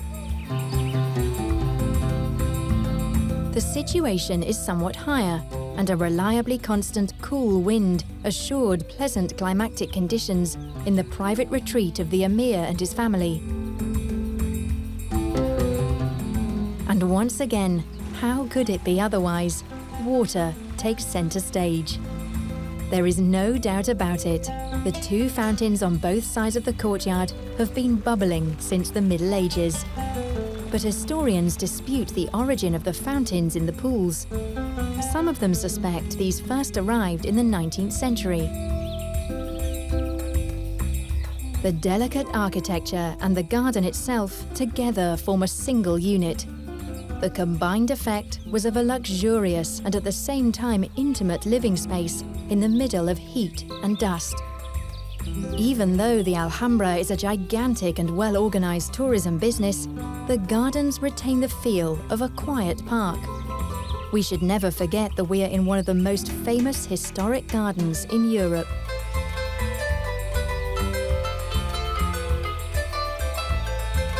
Keeping such a heritage alive demands intelligent planning, hard work, and above all, loving commitment. The gardener Cristobal Romera provides these virtues. Cada año, cuando empiezas tu labor, desde que empiezas a seleccionar las semillas. Each year when you start working, you are already being creative. Cuando empiezas la labor. First, in selecting the seeds for the coming season. We change plants twice a year, once from winter to spring and once from summer to autumn. Twice a year, everything changes completely. O sea, dos veces todo cambia y empieza ves nacer las plantas, desarrollarse, morir. You watch the plants sprout, see how they grow and finally die. You connect all of this with your own life, and the process is fascinating. El momento más interesante del jardín fíjese, no es cuando es más bonito. One of the most interesting moments in the garden is not when all the plants are magnificently in bloom, but when they lose what you might call their official beauty, which everyone loves and recognizes. This is followed by another phase of beauty. We are not trained to recognize or see it. And this is a fascinating thing that opens to you in the course of the work. Tu trabajo la ha ido descubriendo. Es fascinante. Tiene una presencia muy fuerte. The place has a powerful atmosphere. This is one of the reasons why I have worked here for so long, and I think perhaps it may even be possible to become a part of this aura. Is it possible to understand the spirit of place and to communicate with it? It is not material. It is something you discover with your emotions. And this is where you feel it, where you encounter the spirit of the place. Que lo descubres cuando lo sientes, y eso se siente. Aquí se siente el espíritu del lugar. Can a garden gather this special spirit to itself through the centuries? Or is it the reason why this location was chosen for the garden in the first place? Whatever the case, the atmosphere of the Alhambra Gardens still moves people today and is an indication of how they experience a relationship to the Islamic culture that is still alive in Andalusia. It is a shared heritage. Its forms and colours slumber as a memory in all of us. And when we see it, we recognize it as a part of ourselves.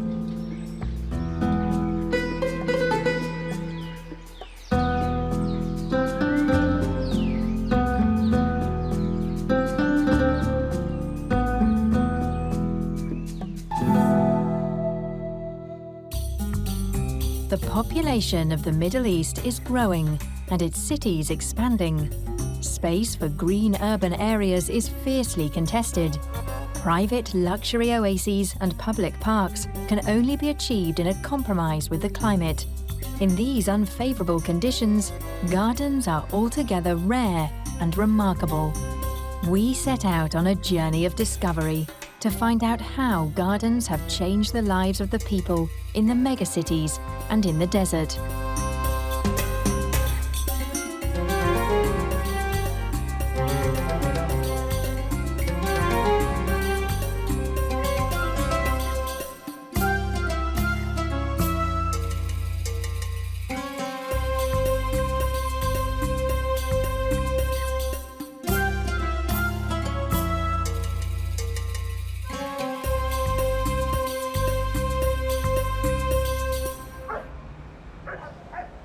We start our journey in Amman, the capital city of Jordan. The population here is expected to double in the coming decade due to the influx of refugees. This is a major challenge, simply in terms of the water supply. Only here in the city district of Jabal al-Webde can a couple of trees be seen. Gardens are the fabled needles in a haystack, tiny and almost impossible to find. In this flood of buildings, city dwellers call even a couple of plants a garden. People from the surrounding countries have found a home in Amman. A few of them created a garden. There are very few places in Amman where it is possible to sit outside. Ramadan has begun, and people withdraw during the day because they are not permitted to eat or drink in daylight hours. This building, dating from the 1970s, and its garden form a single unit, which is now a cultural cafe, an exhibition centre. A garden is a byword for home in a city where people have fled as refugees. Plants have a very special significance for the uprooted. The Jordanian photographer Sami Havan is the initiator of this place, and he explained the thinking behind it to us. For mankind, most of our harmony comes from nature because it's primitively who we truly are. We're part of the soil, we're part of the plants, and we cannot survive without them. In a city like Amman, every single plant is full of significance. One special plant is valued above all here. Sami Havan explains why his cultural cafe has the name Jasmine House. For us, the jasmine plant is a great symbol because its smell inspires passion, it inspires love, and it takes you further away from fear. Fear is something refugees know all too well. They have frequently left life-threatening situations behind them. In Amman, they find refuge and protection. A garden helps you feel at home, a garden helps you feel relaxed, a garden helps take away depression, the color green opens your appetite. A garden is the soul of the house. The Jasmine House people share a common experience of oppression and violent expulsion. This is why they have a sense of solidarity with the refugees who live in giant camps and do not have the good fortune to be in contact with a small natural paradise. You see, they are living in tents. They have very, very little. They have no water. But then it's very surprising to see every couple of tents, you find that somebody has grown a meter's garden with a few vegetables. And I guess they do that to have something that they can call their own in a way, and something that reminds them of home.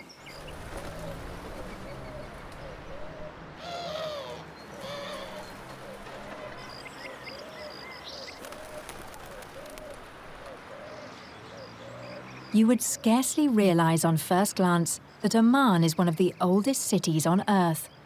But suddenly, in the midst of this faceless mass of buildings, we discover a Greco-Roman amphitheatre.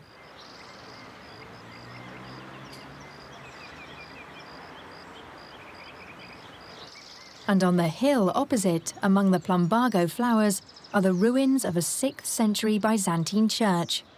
It is surely no coincidence that the British governor chose this spot for his residence about a century ago. Today, the governor's house is a part of history in Amman, and it has been included in the Darat al-Funun Cultural Centre. Everything here is stony and dry, but it has still been possible to plant trees and bushes. The only historic garden in Amman can be found on this steep site. It is an oasis of green in a sea of buildings all the colour of sand. Each plant here receives its water from Saudi Arabia. The supply pipeline is 450 kilometres long. Water is more valuable and more expensive than petrol in this city. Whenever it is not Ramadan, like now, a lot of people can usually be found here. In Ramadan, they only come out of doors after sunset.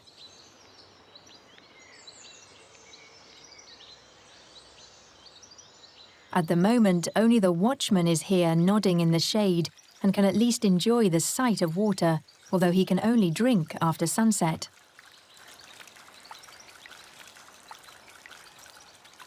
In the mid-20th century, Amman was still only a village. It has now grown to 3.5 million because of the influx of refugees over the past decades. Amman is one of the fastest-growing cities in the world. If you want to find a garden, you must travel far, to the outskirts of the city. The settlement pressure is enormous. Residential buildings rise one after the other and cover the hills. Old trees must make way for new construction projects, which in turn results in erosion and even more serious drought.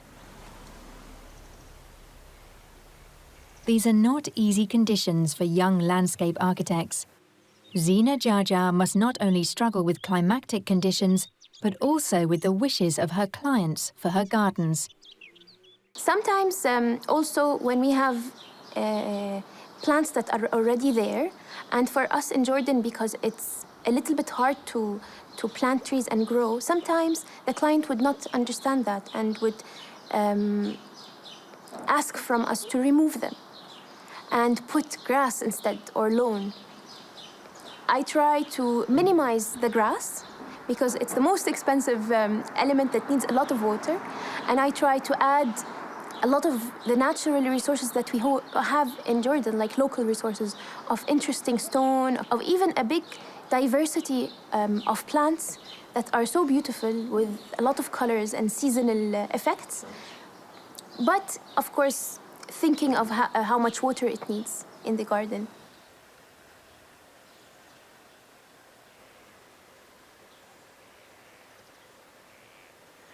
Zina Jaja is committed to ecological gardens, and her aim is to create an environment for her clients that is wild and natural in appearance, rather than artificial. I remember that my parents and my family, their memories a long time ago was actually to go to the garden and their farm to actually catch and get the food and the fruits and the herbs and the vegetables and cook them with their mothers and their grandmothers and everything. And now, because we started living in an era where everything comes to our house. We have to go to the supermarket and get it, and we don't think that we can have it in our own space. And this is why I try to integrate kitchen gardens wherever possible, even in a meter by meter, to actually let the person connect more with his garden, and so that he understands that if he gave the garden would give back to him. Zina Jaja was educated at the American University in Beirut, which has its own special approach to garden traditions. Pigeon Rock is a natural coastal landmark of this city, close to the famous Beirut Corniche. Once a wonderful coast, it is today being chopped into portions and developed. The students of the American University have a beach of their own. The campus stretches over a giant 25-acre site.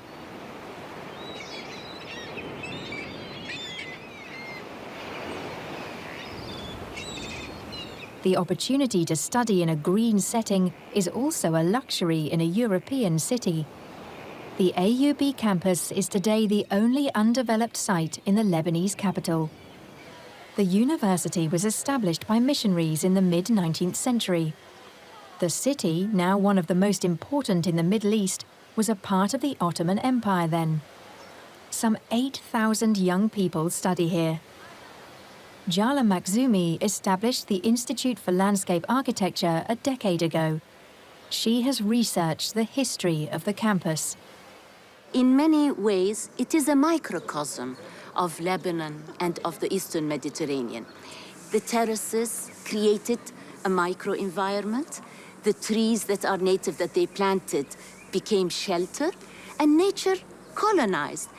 Nature took over.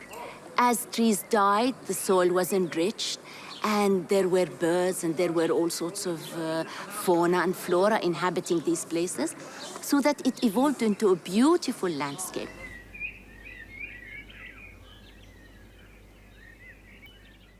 Eventually, by the 40s and 50s, a lot of the teachers and faculties and Americans brought plants from all over the world. Because of this great variety, the ecological landscape planning pioneer from Baghdad is seeking to have the campus officially declared a botanical garden. Jala Makhzoumi is a supporter of a traditional garden culture, which in her opinion has survived through until the present.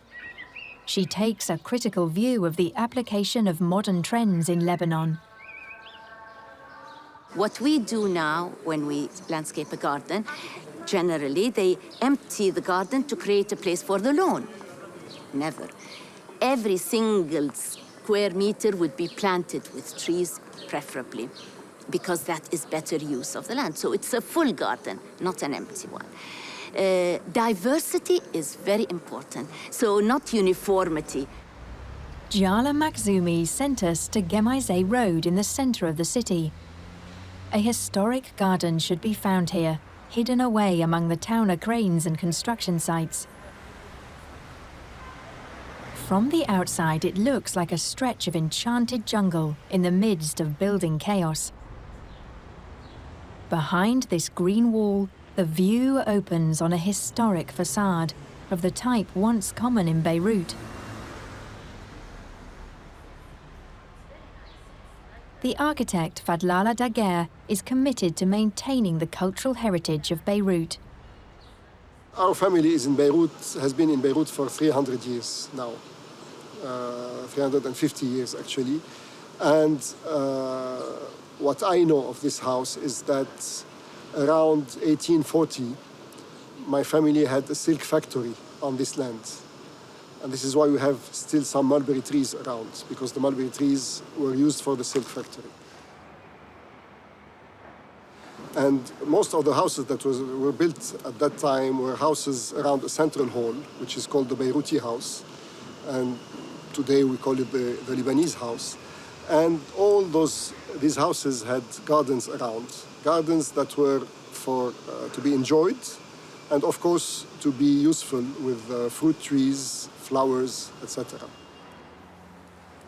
100 years ago, people used to spend the summer just in Ashrafiyya, which is in the center of the city, because Ashrafiyya was a garden city, actually, small houses surrounded by gardens all around. The urban expansion today has changed this, and the climate is changing with it, unfortunately. Houses that were really making the core of Beirut are in danger today. Most of those houses have disappeared because of the urban expansion of the last 50 years. And mainly after the war and the reconstruction process, many of those houses were destroyed then. And of course, the gardens disappeared as well. At the same time, the disappearance of gardens affects the climate. As you can see, coming from the street inside our garden, you feel the difference in temperature. And the comfort we are experiencing here, you don't experience it on the street. We leave this oasis a little unwillingly. Beirut is everywhere clearly in the grip of a very rapid construction boom as the city recovers from the damage of the past civil wars. Ruined buildings still recall the war. There is no green infrastructure in the city. But we find an inviting place to linger, a public square in the historic centre. Here you can sit in the shade under inviting fig trees and listen to the murmuring of water. The landscape architect Vladimir Jurovich received international recognition for his Samir Kassir Square. This was one of the first public spaces in the city because, as you notice, in Beirut, we don't have many public spaces, we don't have many parks. We used to have, but during the whole 25 years of civil war, and after that, there has not been a lot of emphasis given to that. So we've tried to really do a small special garden for the people of the city to enjoy and just be there.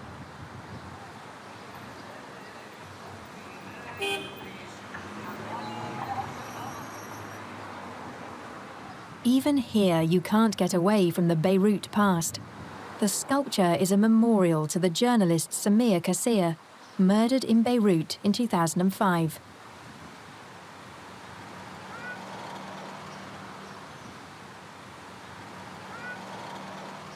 This is a later addition to the garden and gives it a new, sad note.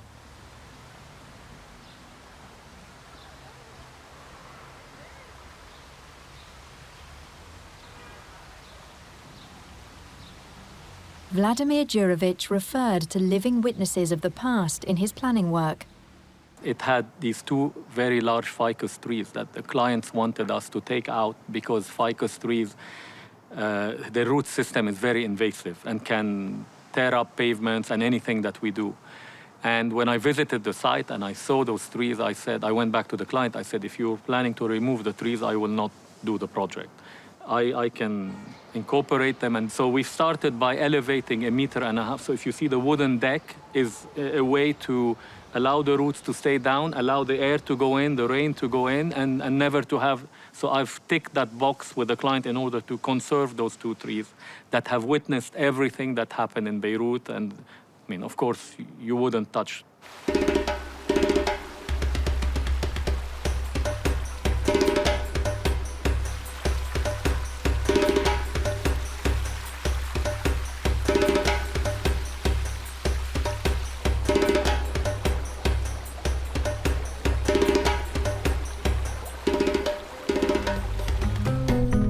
We leave Beirut behind us and drive up towards the mountains, where wealthy Lebanese have their gardens designed by Vladimir Jurovich.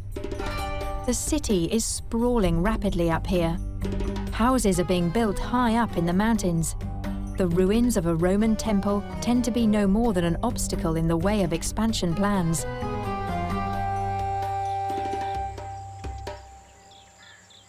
You might imagine yourself in a natural maple forest if it were not for these reflecting spheres.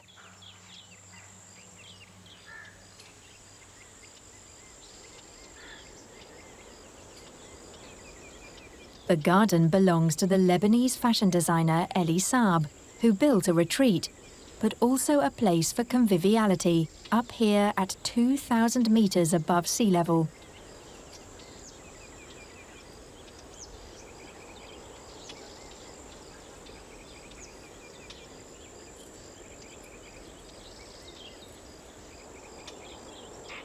The garden designer had to bring in as many uses as possible into a small area.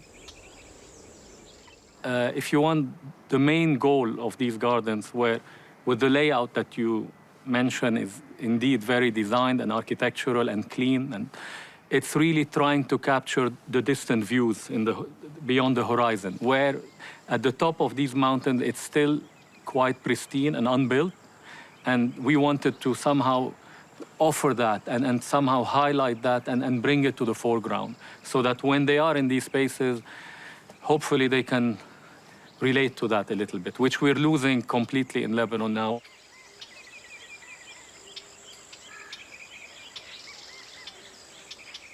And on the other side, being in this, troubled place in a way with all the wars and everything we've gone through, and seeing what happens, the complete devastation of all the natural heritage, of what made Lebanon beautiful, the oak forest, the pine forest, the cedar groves.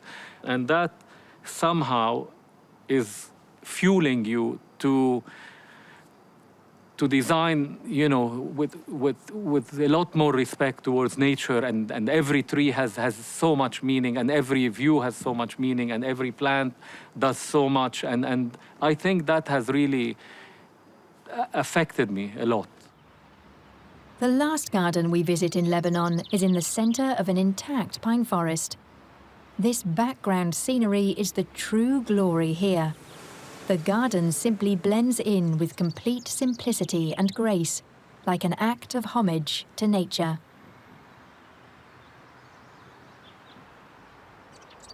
It is plain that the owner is a passionate art collector. Work by the greatest contemporary talents is assembled here.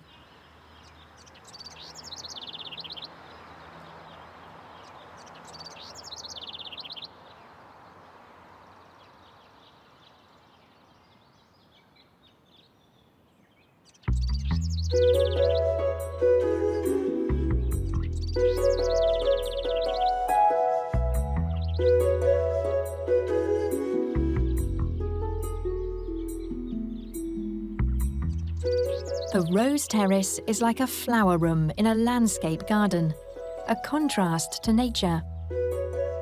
Thousands of hydrangeas line the route through the newly planted pine forest.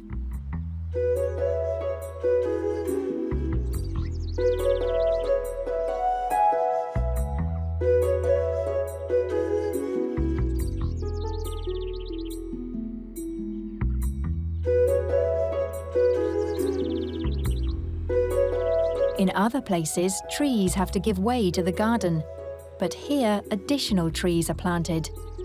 The pine forest can re-establish itself on the entire area. The proprietor was able to purchase the surrounding forest plots, and by doing so, saved them from destruction. There is no lack of water in the mountains, and here it benefits nature and not new development areas. In Lebanon, we became aware of how nature can also be a victim of war, and how every tree and every plant has its own significance, as Vladimir Jurovich said. We set out again, this time 1,500 kilometers to the southeast, to Riyadh on the Arabian Peninsula. We are searching for green locations in the desert. After the rainfall in winter, the desert blooms, and a perfumed carpet of flowers sprouts from the sand and the stone in a matter of days. This is the time of superabundance for grazing camel herds.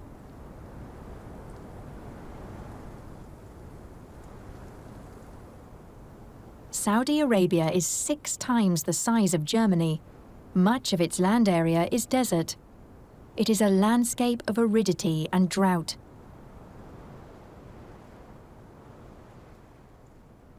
Although its rock formations have been shaped by water. Heavy rainfall is unable to soak away into the subsurface and can rage as sudden storm torrents through canyons such as these in low-lying areas.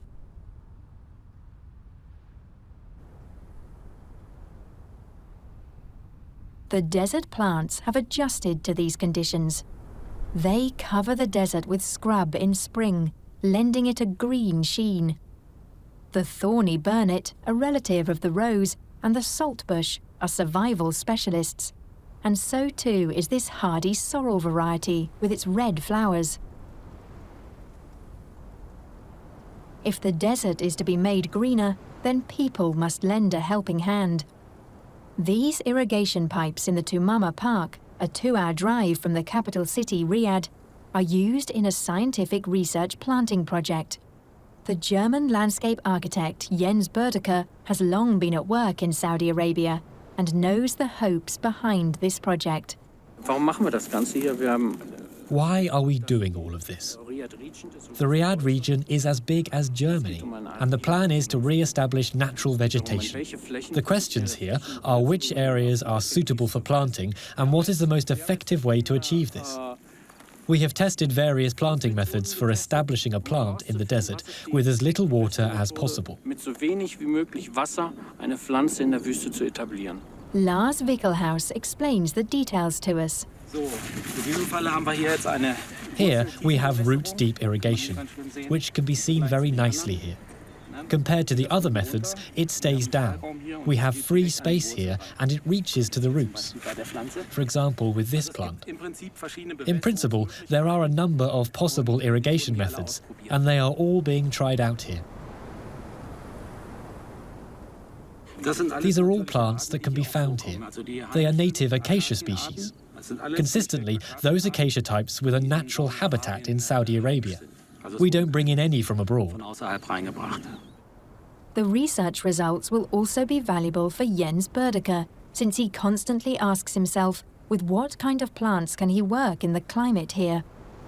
The greening of the desert is a dream, and each plant, each green shoot, helps to sustain it. Green ribbons constantly move through the desert. These are the wadis, river valleys, through which the rainwater flows.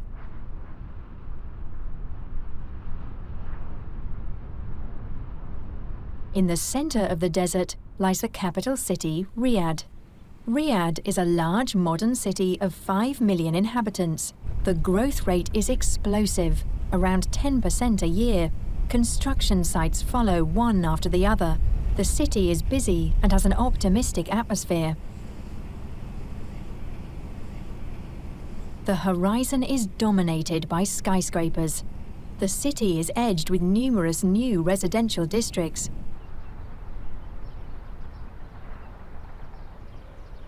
The mountain plateau on which Riyadh is built is bisected by the Wadi Hanifa river valley. During the period of the fastest urban development, the wadi was long ignored, but today it has been recultivated and is playing an important role in the city development plans. Here in the desert, it is a luxury to be able to live and relax close to water.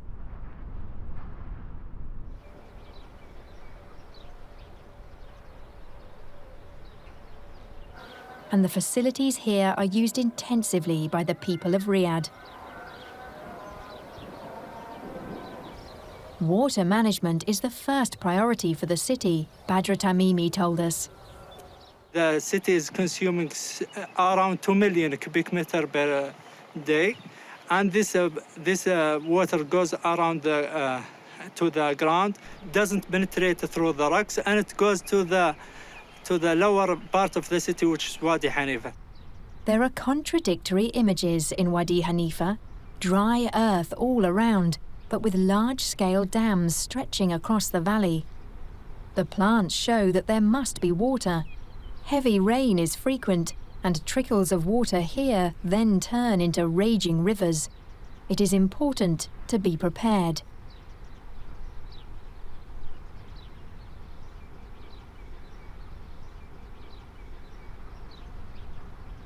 We try to make networks of channels to collect this water and try to raise the quality of this water by creating weirs, by creating bioremediation facilities, try to use any environmental advantage in order to raise the quality of water. When good, clean water is available, the prerequisites exist for establishing parks and recreation areas.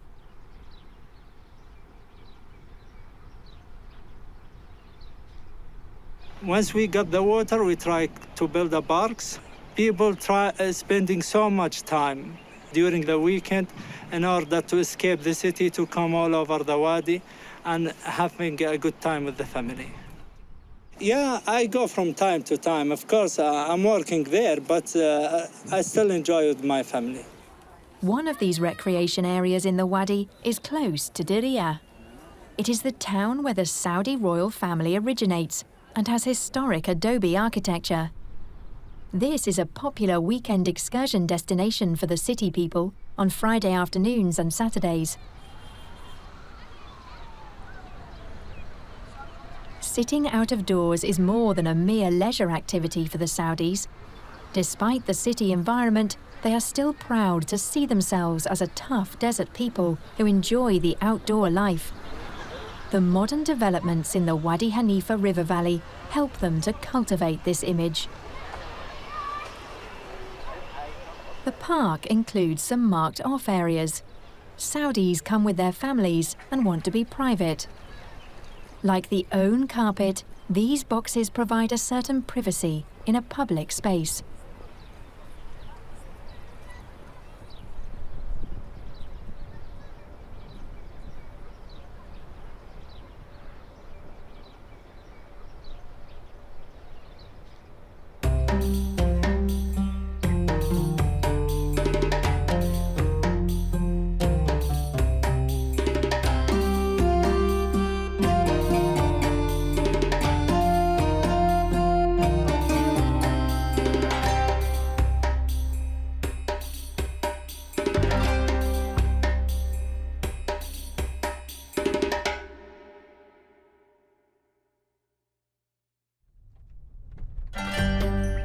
It is not only in Wadi Hanifa that greenery can be found.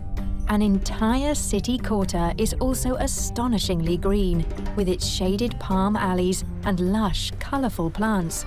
This is the diplomatic quarter, a garden city to itself.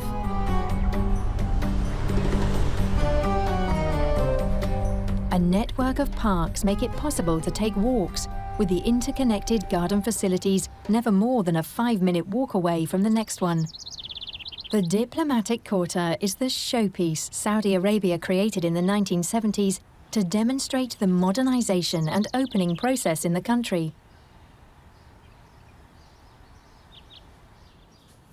The foreign ministry moved to Riyadh, and all the embassies followed. An 8 square kilometres area was reserved for this new quarter, designed with international flair, which was also to include modern gardens. The gardening know-how was not available in the country, and for this reason, a group of German architectural offices was commissioned with the planning.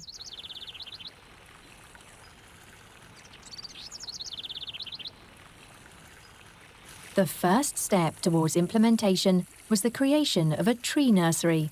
The young trees were given time to grow even during the planning and construction phases.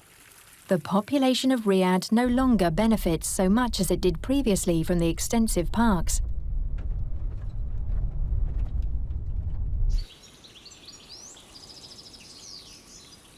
Since 9/11, the quarter, with its many foreign embassies, is under strict surveillance, and only people with business in the diplomatic quarter are permitted to enter it. As a result, the atmosphere in the parks is similar to that in this embassy garden. It is a beautiful but cool security zone.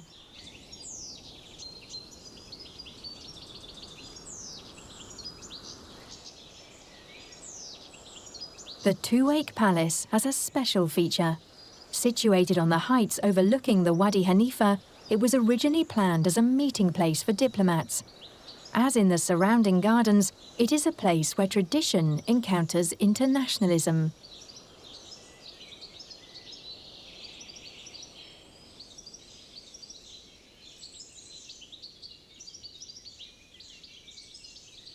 The modern design was provided by German architects, who used an Arabic caravanserai as a reference pattern. The enclosed park and the shaded fountain under a colourful tent awning are enjoyed today by the residents of the guest house and the employees in the leased offices.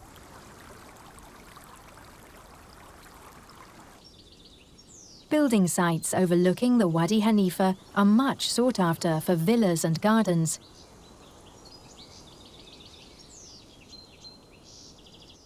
One of these gardens is spread below this old fortress tower. It is in a side canyon of the Wadi with fertile soil.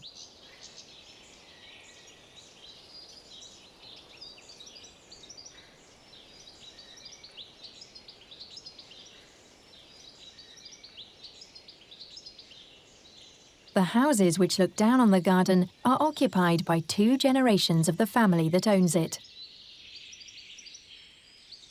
Jens Berdeker, whose bureau planned the garden, explains that the homes were added to the garden later. Here the garden is built first, and then the houses follow. This happened in the case of this garden about 15 to 20 years ago. At that time, this was simply a canyon and nothing else. We did the planning. As landscape architects, we first decided with the client where the houses would be and what effect it would have on the garden. The garden was created, and then 10 to 15 years later, the houses followed.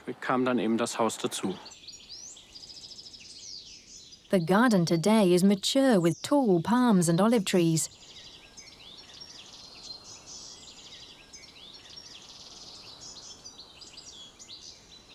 The design concept is entirely in line with local tradition.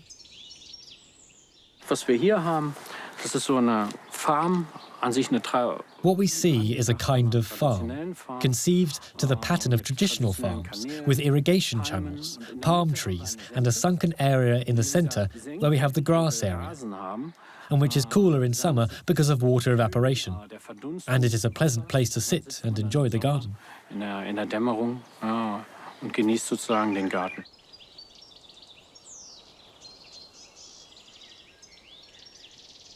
This lower area is also the best place to enjoy the perfume of the many flowers that surround it in spring. It is a variety of acacia. Süße Akazie riecht sehr schön, ja? Süßlich. Und in Frankreich, The sweet acacia has a wonderful and somewhat sweetish scent. It is used in France to make perfumes. The bark and the seeds can be made into glue. The plant is now quite established, although not originally native to Saudi Arabia. We started to test plants about 30 years ago, and this plant proved to be very suitable. It flourishes here and naturally has a strong influence on the appearance of a garden like this. kommt hier sehr gut klar. Und sie bestimmt natürlich das Bild jetzt hier in so einem Garten. The bare frames of the floodlighting pylons project above the trees. Nightfall is very swift close to the equator. The garden is mostly used in the cool evening hours, and Saudis are not fond of a dark garden and prefer to have it brightly floodlit. Coolness and shade are the most important attributes of a garden. The period from June to September is hot, well over 40 degrees. This is when the garden comes into its own as the family meeting place. Sie treffen sich jedes Wochenende. Ja? They meet here every weekend. The whole family comes together with 20 or 30 people, sometimes more, sometimes 100. Manchmal auch noch mehr, manchmal auch. And they spend the weekend together. Und die verbringen dann das Wochenende. Society here is a tightly knit unit. I have known this country for over 30 years, but it is still a riddle or a secret to me how society works here. I have a great many Saudi friends, but you are never invited into the family circle. It is quite simply a closed unit. The guest house is also a little off the beaten path. Private life is greatly valued in a Saudi family. Riyadh creates public green spaces for its many citizens who do not have one of their own, and this is a new development for society here.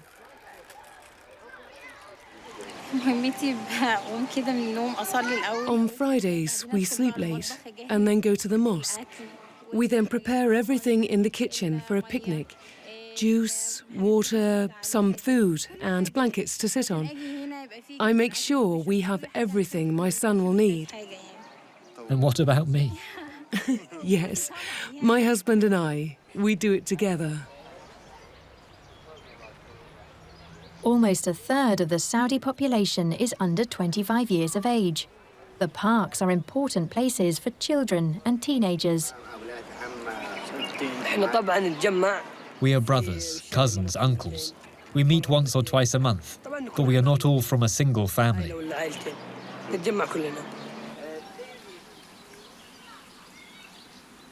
Each family secures a place and they sit together. If you look closely, you can see the blankets they use have patterns like carpets. The highlight is the picnic. The families have brought it along in large baskets, and the food is passed around on plates. The men and women are mostly together, but groups of women only can be seen too. They often withdraw into an area of the garden where they can enjoy the green surrounding undisturbed.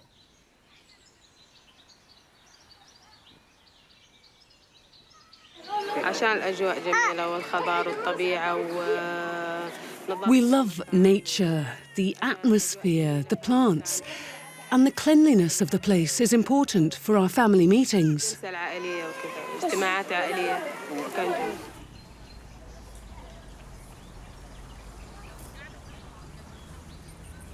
A system of parks extends through the centre of Riyadh. The former government headquarters, the Moraba Palace, is today the National Museum.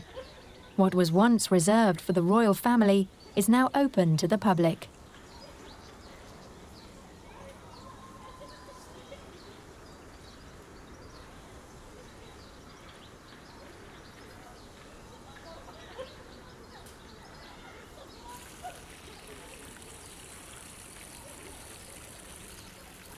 A park stretches between the buildings where an especially precious commodity is to be found: water.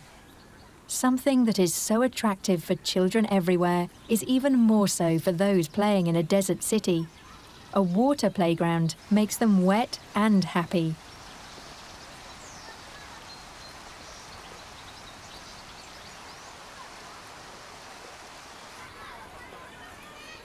Saudis are a minority in Riyadh. This is because their city needs hundreds of thousands of guest workers who come here from other Arab countries or from Asia. They all meet here. The hustle and bustle on the broad square in front of the National Museum continues until the late evening and the night hours. The entire area is as bright as day with the floodlighting from giant pylons.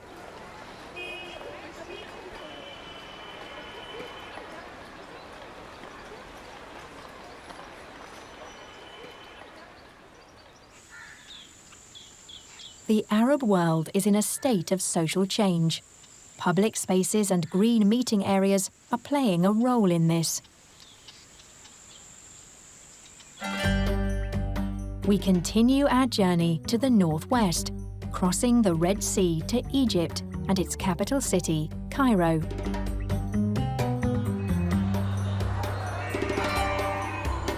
Cairo is a byword for a giant city with no open spaces, and the green space available to each of them is about the size of a footprint. Or at least, it was.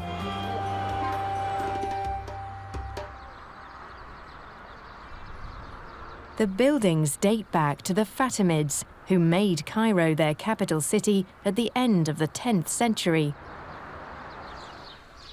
Cairo's old city, with its rich Islamic cultural heritage, had long fallen into decay. It was only after Karim Aga Khan began to restore some historic monuments that a change of attitude set in.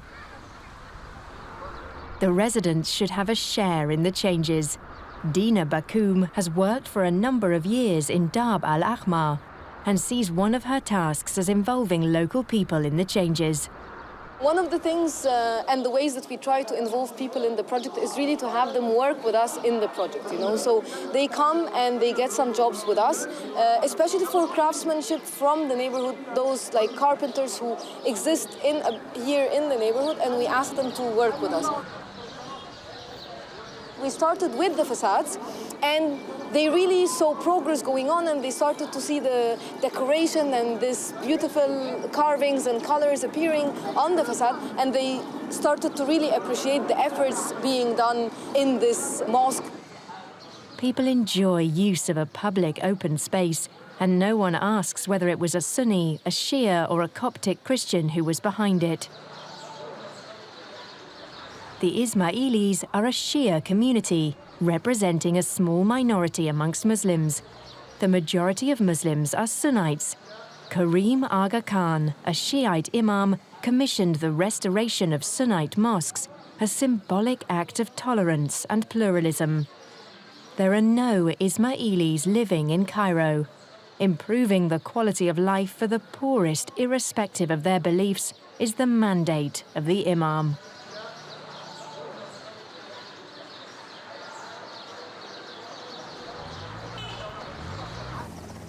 A giant 500-year-old rubbish dump in the center of Cairo's old city. Over 1 million cubic meters of waste and rubbish accumulated through centuries needed to be dug up and transported away. In 2005, the Al-Azhar Park opened in the center of the old city of Cairo. But a lot of time passed before the opening. Years passed before it was possible to establish the first healthy plants in Al-Azhar Park. As a result of the 500-year-old rubbish dump, the quality of the soil was so poor that all plants died at the latest after 2 days. The botanist El Sadi Mohammed Badawi is the chief gardener, and he made the first frightening soil analyses in 1994. All the plants had been cultivated in the origin soil, had been burned in 2 to 3 days. Burned, totally burned, dead. Then there was a shock for us. And then, after the mixture of the different soils, we saw some progress and then improved itself. Today, all the seedlings are grown in the garden. Choosing the team is very important, so that we have chosen our team, very strong people, very helpful people. We also are endemic. They are thinking that this project is their project.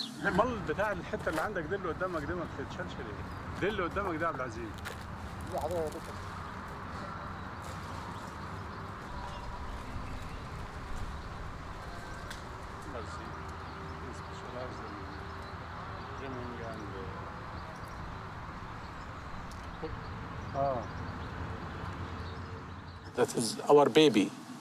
We are looking for to keep our baby in good health and in very good conditions, yeah. The Al-Azhar Park is bordered to the west by the medieval city wall, over which only a few decades ago people used to dump their rubbish. Today, the people behind the wall are still poor, but they now live in the most attractive part of historic Cairo. When we look to the surrounding area, it's very poor people. They don't have any green location at this area or surrounding because they are poor. They can't move, they can't drive, they have no cars to drive to outside or so. Then this was a chance for them to get such greenery. The Al-Azhar Park is the result of 20 years of hard work. The $30 million costs were borne by the Aga Khan Trust for Culture. Today, the park must pay its own way, with the entrance money paid by 2 million visitors every year.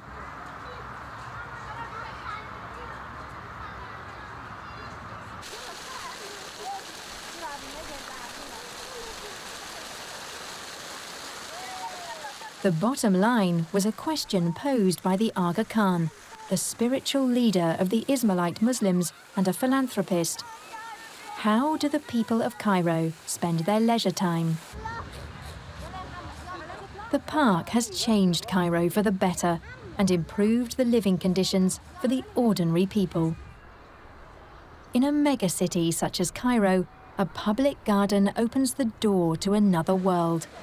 One in which everyone can have an equal share in the luxury of fragrant flowers, the shade of trees, and cooling fountains.